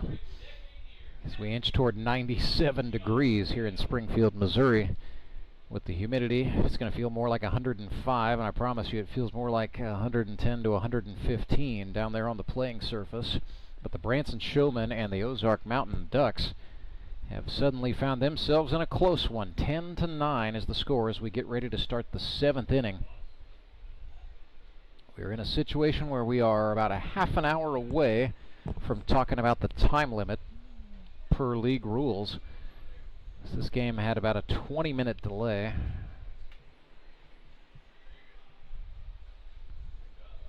As we moved through that, and it has been really, ever since that delay occurred, the Branson Showmen have been on a tear. 4 runs in the 3rd, 3 runs in the 5th, 2 runs in the 6th. Mountain Ducks coming up in the bottom of the 6th with Josh Engler, Cole Roark, and Brett Gallion scheduled to bat. But Trey Turner, the mound man for Branson, electric as usual. He's got 7 strikeouts through 2 2/3 innings. And according to league rules, he can pitch the 6th, he can pitch the 7th. And then it's going to be decision time. I would suspect Justin Loudon is the next man up for the Showmen if they stick to the script. There's a called Steerike to Josh Engler. So a 1-run ball game. Branson has out-hit the Mountain Ducks 10-9. They're also leading the Ducks in the errors committed category 5-4. Grounder goes up the middle to the shortstop. Engler running hard. Not quite enough as Jordan Fitzpatrick got the throw over to Dustin Phelps in time to get the out. 1 away. Batter is Cole Roark, 1 for 3 on the day with an RBI. That came on a single in the 1st. Has since reached on an error and struck out. Cole, sponsored by Triumph Sports Training Center in Licking, Missouri. Swung and missed at a Trey Turner slider that time. Very good pitcher-on-pitcher respect there. He's pitching Cole Roark backward, starting him off with the slider.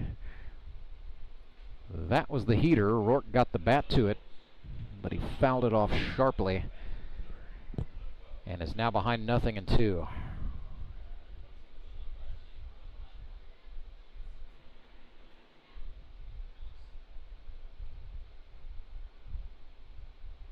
Another fastball. Roark. That's a base hit. Into right field it goes. Little opposite field hitting. And Cole Roark gets aboard.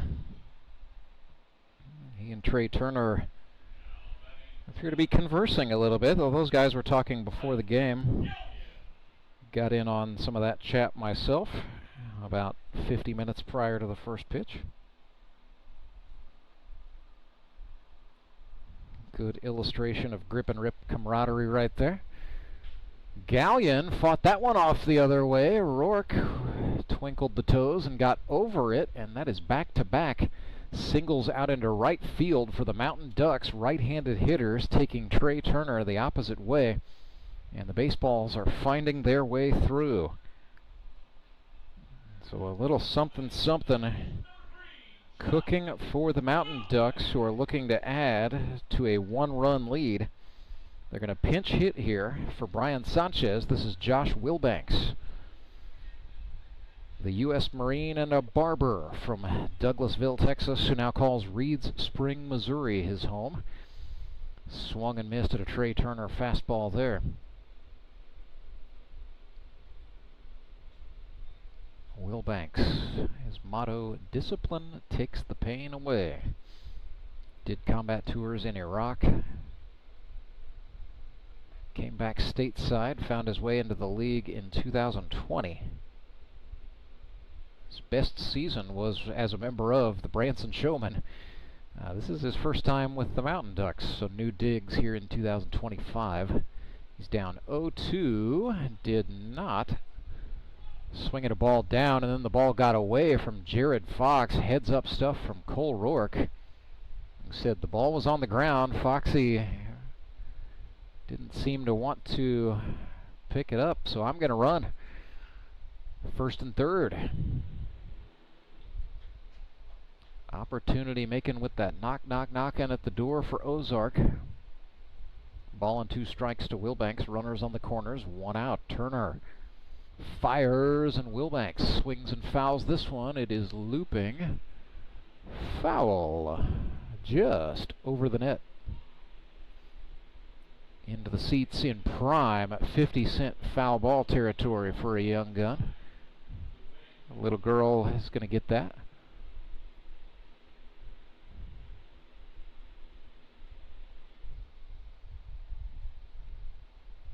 Another 1-2 for Josh Wilbanks. Runner goes. Slider for a called third strike. A stolen base for Brett Gallion. But it is 2 away. That is now 8 strikeouts for Trey Turner. So back we go to Ben Hammett. 1 for 2 with a triple and a walk today. Native of Rose Hill, Kansas, who played at Oklahoma Christian University. Second oldest player in the league this year at 47. Father of 3.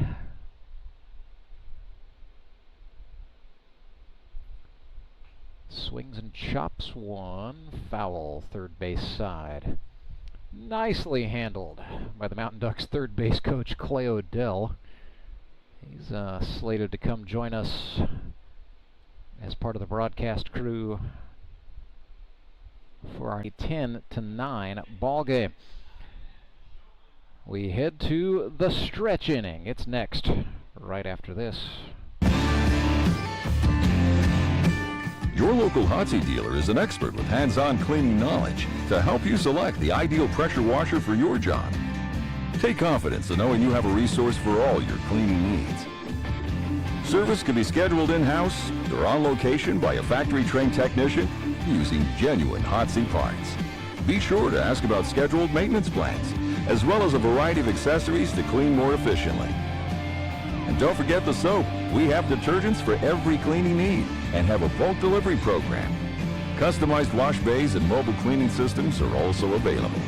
Build a partnership where you're a name, not a number. Fashioned way as nature intended when the sport was invented. So Josh Engler on to pitch for the Ozark Mountain Ducks, protecting a 10-9 lead. Engler sponsored by Offen Petroleum. So far in 2025, 1 inning. He's allowed 1 earned run on 1 hit and walked a batter. Came into the season with 125 career innings pitched, 44 earned, 166 strikeouts, 38 walks, and 17 hit batsmen. Batter is going to be Trey Turner for the Branson Showmen. He's already got 1 home run in this league. If he can somehow hit another, he would tie the ball game. That's the situation for the Showmen. Every one of these big sticks through the middle part of the order will represent a potential game-tying run. 1-0 as Engler missed with a fastball outside, came back over the plate. Slider attempt, no. It is 2-0.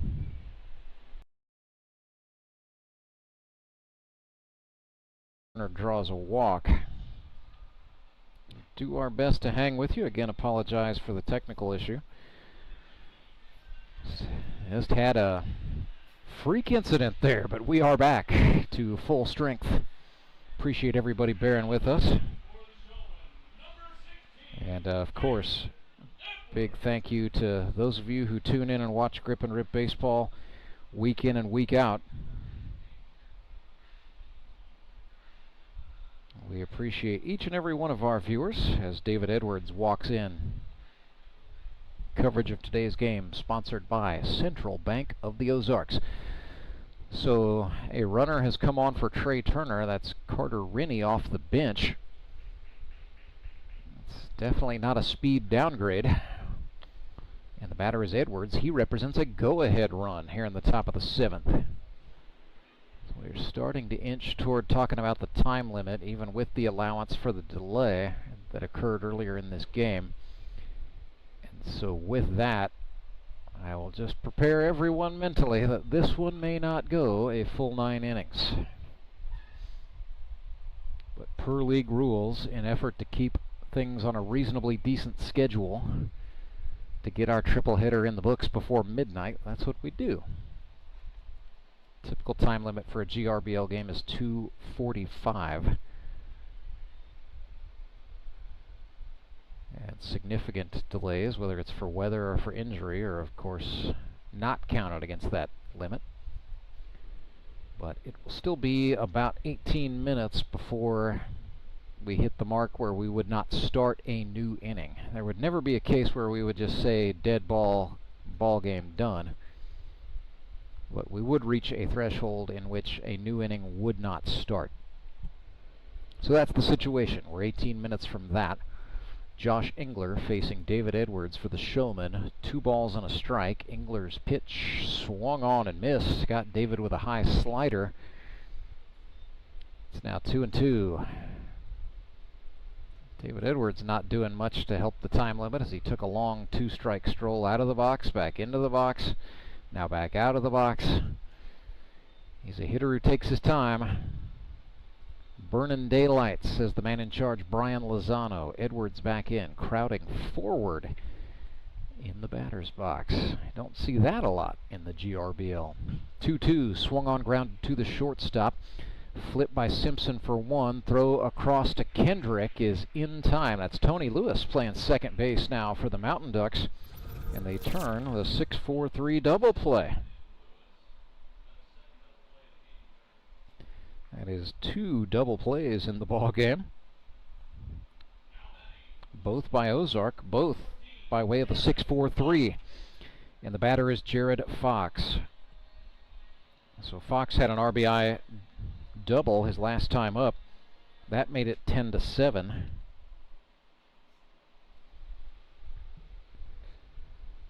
Breaking pitch from Engler.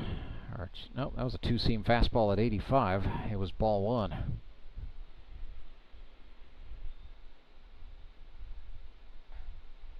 Tried it again, that time to success.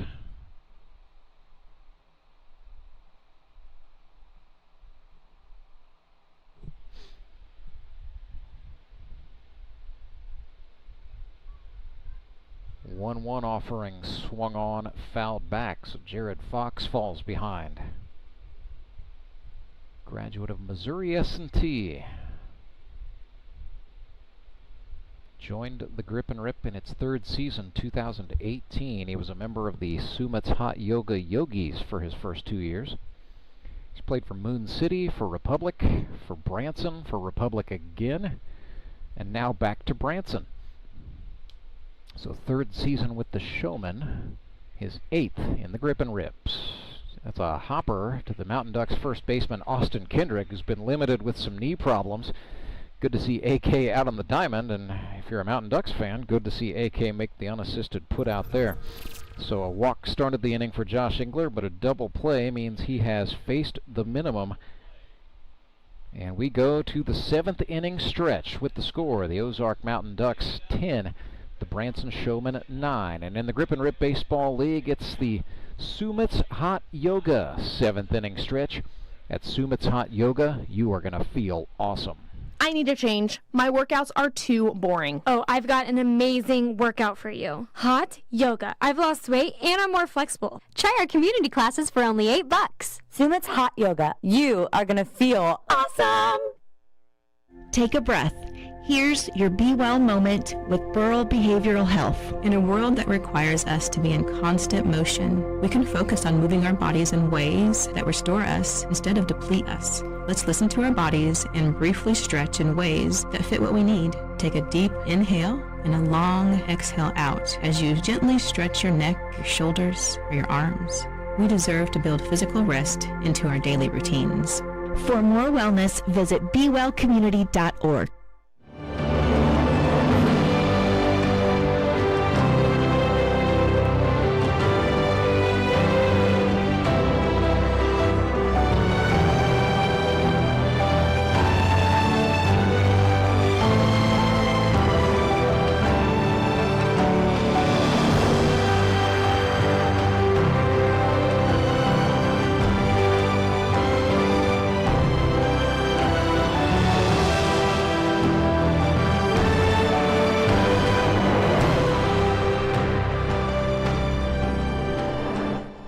Side of the seventh inning stretch, Trey Turner back to the pitcher's mound for the Branson Showmen.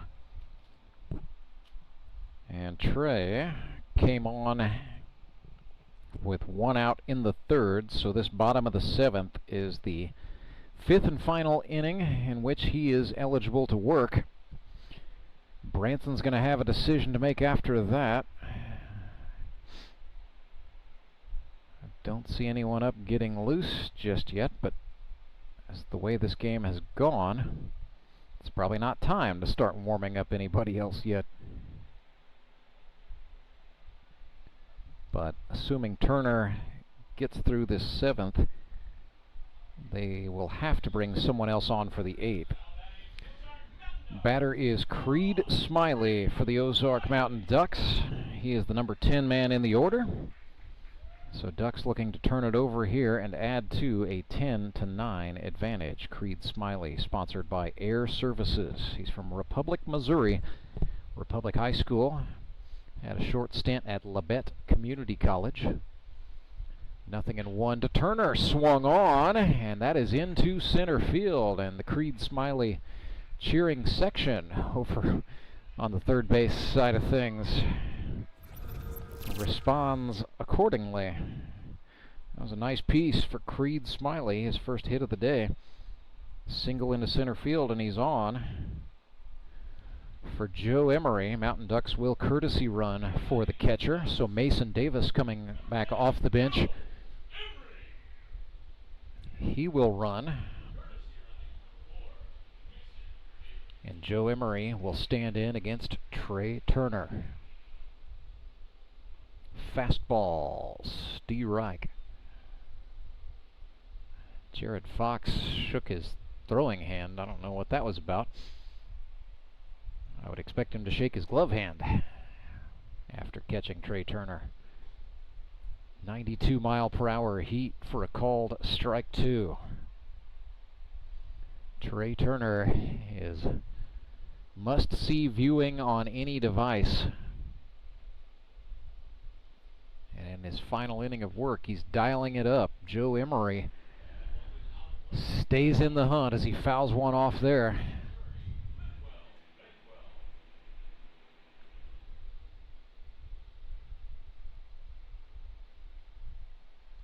Showmen trailing by one.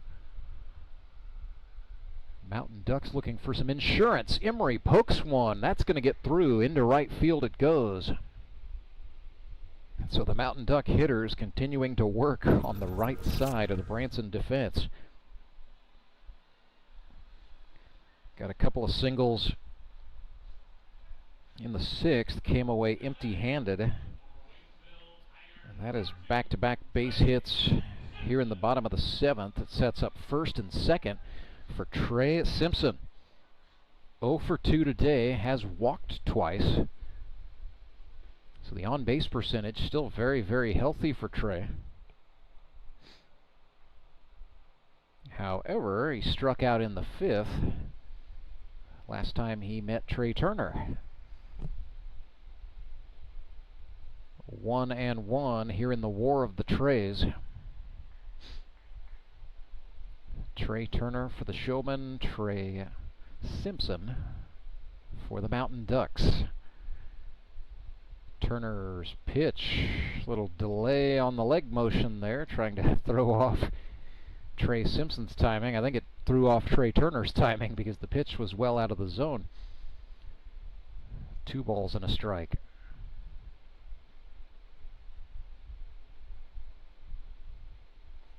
Breaking ball, no. That was at the collarbones. So 3 balls and a strike. I'm sure Trey Simpson is thinking, you can walk me if you want to.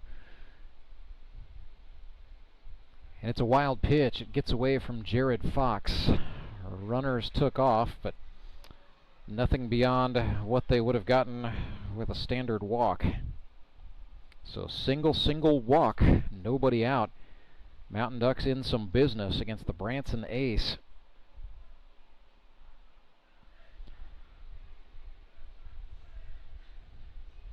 And Jacob Carlson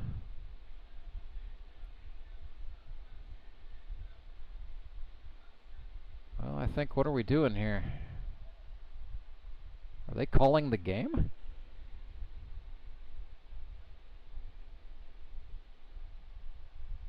What is this about? Is it over?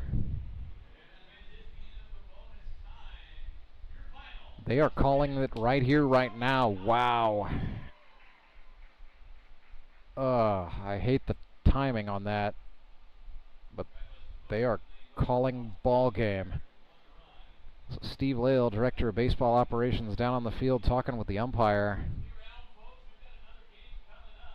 Oh, goodness. So you don't love the way that was handled, but that is gonna do it. Yeah, we're gonna need an explainer on that, as the game just called at 2:57. We were not supposed to be into the... Yeah, I don't like that at all. Tony Lewis going down to talk to an umpire. He's the GRBL commissioner and a player on the Mountain Ducks.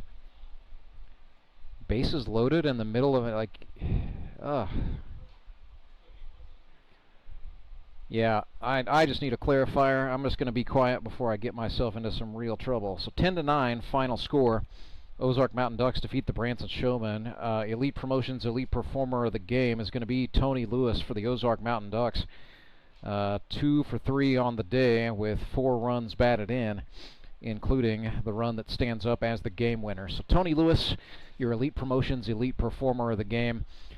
He's got some explaining to do when this one is over. We will get said explanation on the other side of a long break. Back with more Grip and Rip baseball and some post-game discussion after this. Acme Towing Company. That's too far away. Let Henry's do it. Nah, we're ready to close. Let Henry's do it.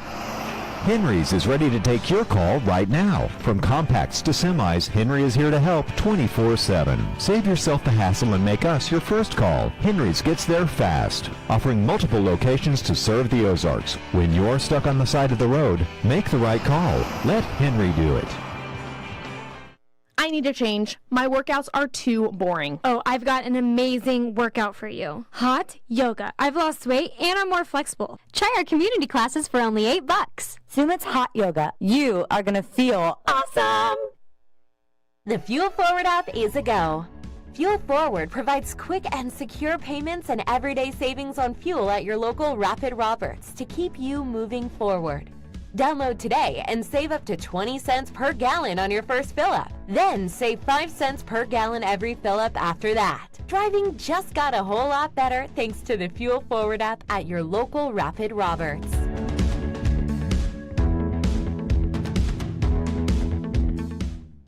Take a breath.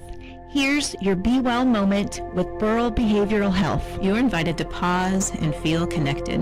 Let's practice by taking a deep breath in and an exhale out. and start to notice the space around you. What can you see that is a reminder of your connection with others? Maybe it's a drawing created by a child, a music playlist put together with a friend, a beloved pet basking in the sun. If we look closely, there's evidence of our connection to others all around us. For more wellness, visit bewellcommunity.org. Elite Promotions is a family-owned company dedicated to providing effective, efficient, and quality promotional products to organizations just like yours. Elite Promotions will make it simple for you and quickly find the products that will give you a reason to use Elite. Elite Promotions is the official outfitter of the Grip and Rip Baseball League, dressing all 6 teams in the jerseys you see on the field and all of our official fan apparel. Be on the cutting edge. Be Elite. Elite Promotions, ElitePromo.com. I'm Nicole Cartmel with the Bank of Missouri. If you're in the market for a new home, you're probably spending a lot of time looking at real estate listings.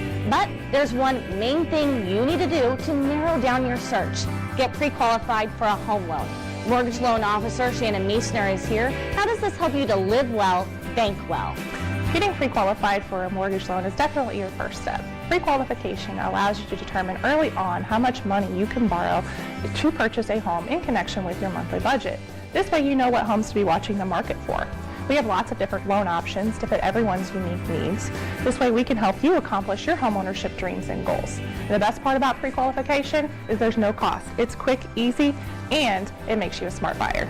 Thanks, Shannon. And of course, our mortgage loan officers like you are here to help you every step of the way. At the Bank of Missouri, we help you live well, bank well. The Bank of Missouri is an equal housing lender.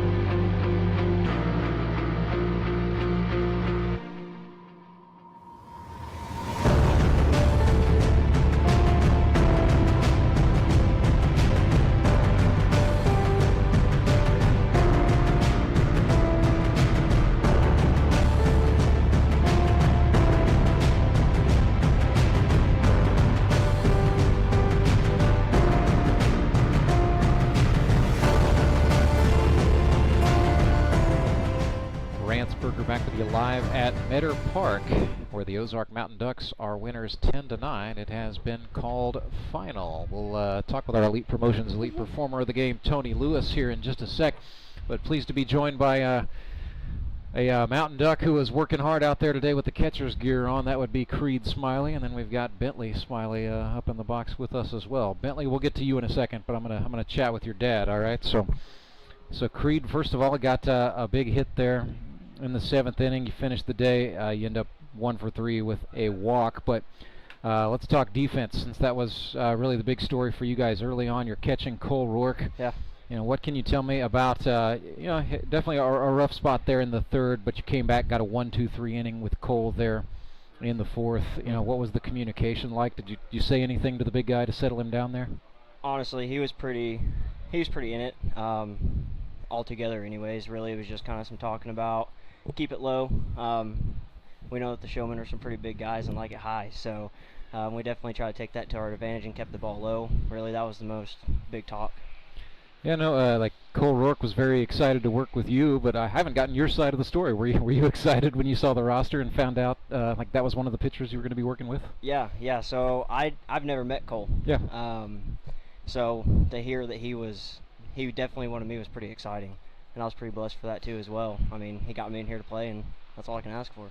I'm sure this ball game in particular was probably a lot more fun when you guys were ahead 9-0. But this is a Showman team that battled back. But what does that say for this Mountain Ducks group to hang on and come away with a win today? Yeah. I mean, I definitely think a lot of people are sleeping on the Ducks. You want me to be honest with you? But we come out to play, and we just battle. Our team our team's pretty solid. We've got solid pitching, solid defense. We're just all around good team. So.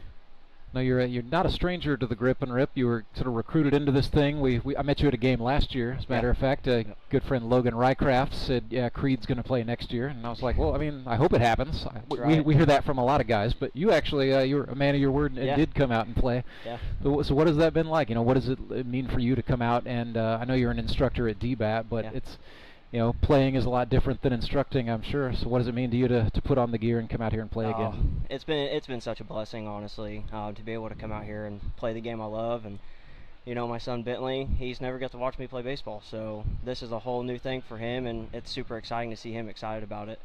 So. Yeah, you got to, Bentley got to introduce you for one of your ABs earlier today. I'm sure that was interesting and a once in a probably not a once in a lifetime. We'll have Bentley up again, but. Yeah, so something unique, something special. I think, just from watching the social media and stuff, it seems like really your whole family has leaned into this, and they're very excited to have you out here. Is there an added pressure that comes with that? Not really. I mean, maybe a little bit, but it's all with love. My wife's a super big supporter. All my family's a big supporter, but. I couldn't thank my wife enough for letting me do this and honestly spend all the money I need to do it again. So it's been amazing. So you do have the Air Services sponsorship, so I know that helps a little bit too. Yep. Let's bring in Bentley. So Bentley, first of all, how do you think your dad did today? He did very good last morning, so it goes to go like round, so he gets like. He got out, so it's okay when he gets out. Okay. So that's okay. Sometimes that would skew in my game, so he goes try again, and so that's all. That's good fatherly advice right there. If you get out, try again. That's going to take you pretty far in life. Mm-hmm. And so Creed, I know like your family as well. Like you've raised a lot of money to support. Medical research as part of Children's Heart Foundation. Do I have that right? So tell me a little bit about just what that means and having it's fun, of course. I know to have Bentley up here, but what does it mean to have Team Bentley kind of follow you into your baseball adventure here? It's amazing. Honestly, with everything we've been through with him, we really decided to get into it. With his heart conditions and everything like that, just to try to help out as much as we can, do snack drives, everything like that, to the hospitals. But just try to get the name out there and do as much as we can to help and do whatever. Mountain Ducks fans want to get involved. What's the best way they can learn about Team Bentley? Just contact you, or what's the deal? Yeah, I mean, just contact me or my wife online, or face-to-face, whichever it may be. We do heart walks and everything like that. We try to get as big as a group we can to support, and all the money goes to the Heart Foundation for. Very good. Well, Bentley, your dad will be back in action August 24th, taking on the Republic Locos. Who do you think's going to win, the Mountain Ducks or the Locos? The Mountain Goats. Attaboy. Boom, yeah. Boom, yeah? Was that a boom, yeah? Yep. Love it. Love it. Bentley, you can come back anytime, but what we're going to do is we're going to bid you guys farewell. We're going to bring in the Mountain Ducks skipper, Austin. Woo! Is that all right? Yeah. Boom, yeah. Big cheer for AK. I love it, man. So big thank you to Creed and to Bentley. You're awesome, dude. We're going to go ahead and bring in AK, just a hot transfer. Thank you guys so much. And yeah, Austin, let's talk things over, my friend. So first things first, that game kind of ended strangely, to say it mildly. What was the official explanation you just got? So you can have a seat, my man. They added time when the umpire went down. So basically, we added 20 minutes, and it moved the time limit from 2:35 to 2:55. So when 2:55 hit, they called the game. It's definitely not a way you want to end a game by any means. I think there's one of those grip and rip rules too, though. I think that we're supposed to try to technically play that one out because runs matter in this league. That's what I thought as well. I thought we would play out the bottom of the 7th and then at least get a top of the 8th in the books. Yeah, well, once the time limit hits, technically, like in most other, like in Legion baseball, summer baseball, stuff like that, usually what happens is once that time limit hits, game's over. Yeah. But like in a league where runs matter, you usually play out the bottom of that inning, and then it would be over after that. But at the same time, like with it being so hot and and we got, you know, Jared Fox out there that's just grinding through the day, and Trey's out there grinding, like making guys throw unnecessary pitches and things like that. Like, it's just not fair to those guys that are struggling. You know, our guys are struggling in the dugout. Like, it's just not fair to those guys that are out here really trying to handle the heat. So we just saw Creed Smiley, one of the hardest working Mountain Ducks, and a dog, as you said last week. You could tell Creed was hot, but Creed was all smiles with a 10-9 win. You know, AK, I'm sure it goes without saying, when it was 9-0, you guys were pretty high on yourselves. But you had to know, you know, that's a Branson Showman team that's probably too good and too dangerous to lose 9-0. Yeah, when we got up 9-0, I told the guys, I said, hey, we all understand that they can score a lot of runs and they can do it really fast, and they're tough outs. I mean, all the way through their lineup. I mean, you even look at the bottom of their lineup, and they got guys that are poking stuff through. I think the Phelps guy, who's a rookie, ends up poking one through. Yeah. Doman finds his way on base. Rennie's always a threat. Leggett's always a threat. Like, you got those guys down the end of their order that, like, you get through the boppers, but you don't necessarily feel safe once you get through there. So, like, I mean, grinding out a 10-9 win against those guys, that's a big win. And, you know, today it was it was a goal of ours to be the first ones to be able to try to knock off the defending champs. And a win's a win. Like I said, you don't love winning the way that one goes. You'd love to see it play out, but unfortunately, at the end of the day, that is the grip and rip way with 3 games in a day. So we'll take a win any way we get it, though.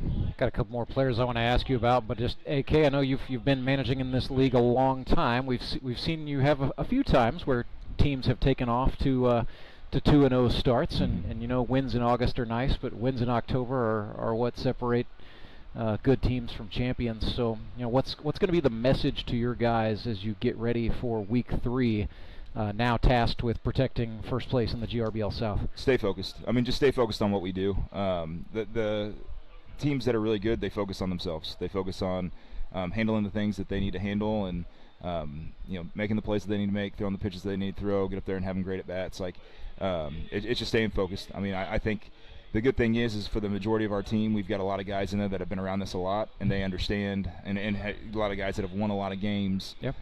So I think they kind of understand the importance of just staying level-headed and understanding that, hey, anything can change in any week. I mean, you get an arm injury or a knee injury, and like all of a sudden you have to start shuffling some pieces, and it can change things drastically. So really staying focused on what we do and how we play, and making sure that we stay humble, and just coming out and enjoying playing and being around each other.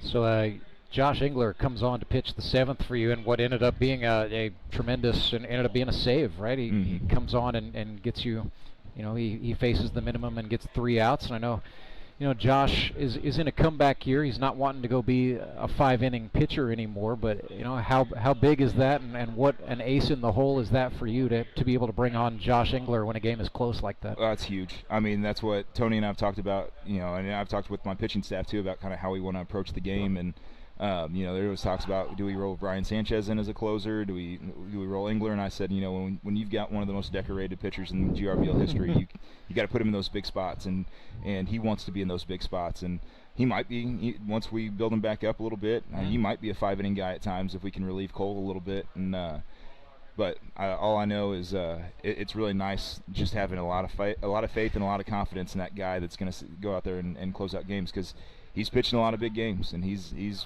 pitched a lot of big innings and made a lot of big pitches. I just like the fact that he's on our side. Absolutely so. Hey, it's the guy you hate to see when he's on the other team, but you sure love him when he's on your side. Absolutely. And then finally, AK, got to ask about Tony Lewis. Goes out today, goes 2 for 3 today with 4 RBIs, and then also got it done with the glove. Part of both of the double plays that you guys turned, you know, different positions both times, but nonetheless using the leather a little bit. Absolutely. I mean, if you see Tony Lewis, you see how hard he's worked to get himself back into shape. Absolutely. And the guy looks amazing.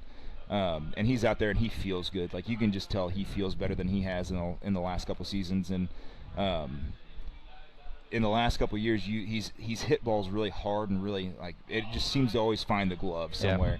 Yeah. And this year, just there's a different feel when it comes to that. And I mean, I'm so freaking proud of Tony. He like, just how he's persevered through some injuries over the years, and got himself in a really good spot, and now he's starting to find himself some success. Absolutely. That's Austin Kendrick, Mountain Ducks manager. We will see you guys back here August 24th, baseball night in the Ozarks. Take on Chris Mesa's Republic Locos in the annual Battle of the Best Friends. Battle of the Best Friends, let's go. Should be a good tussle. Thank you, AK. 10-9, your final score. Mountain Ducks victorious. They defeat the Branson Showmen. We will shut down this stream, come back, and bring you our 3 o'clock game, Nixa Suckers and Republic Locos. That's next. But until then, we wish you good afternoon from Springfield, Missouri.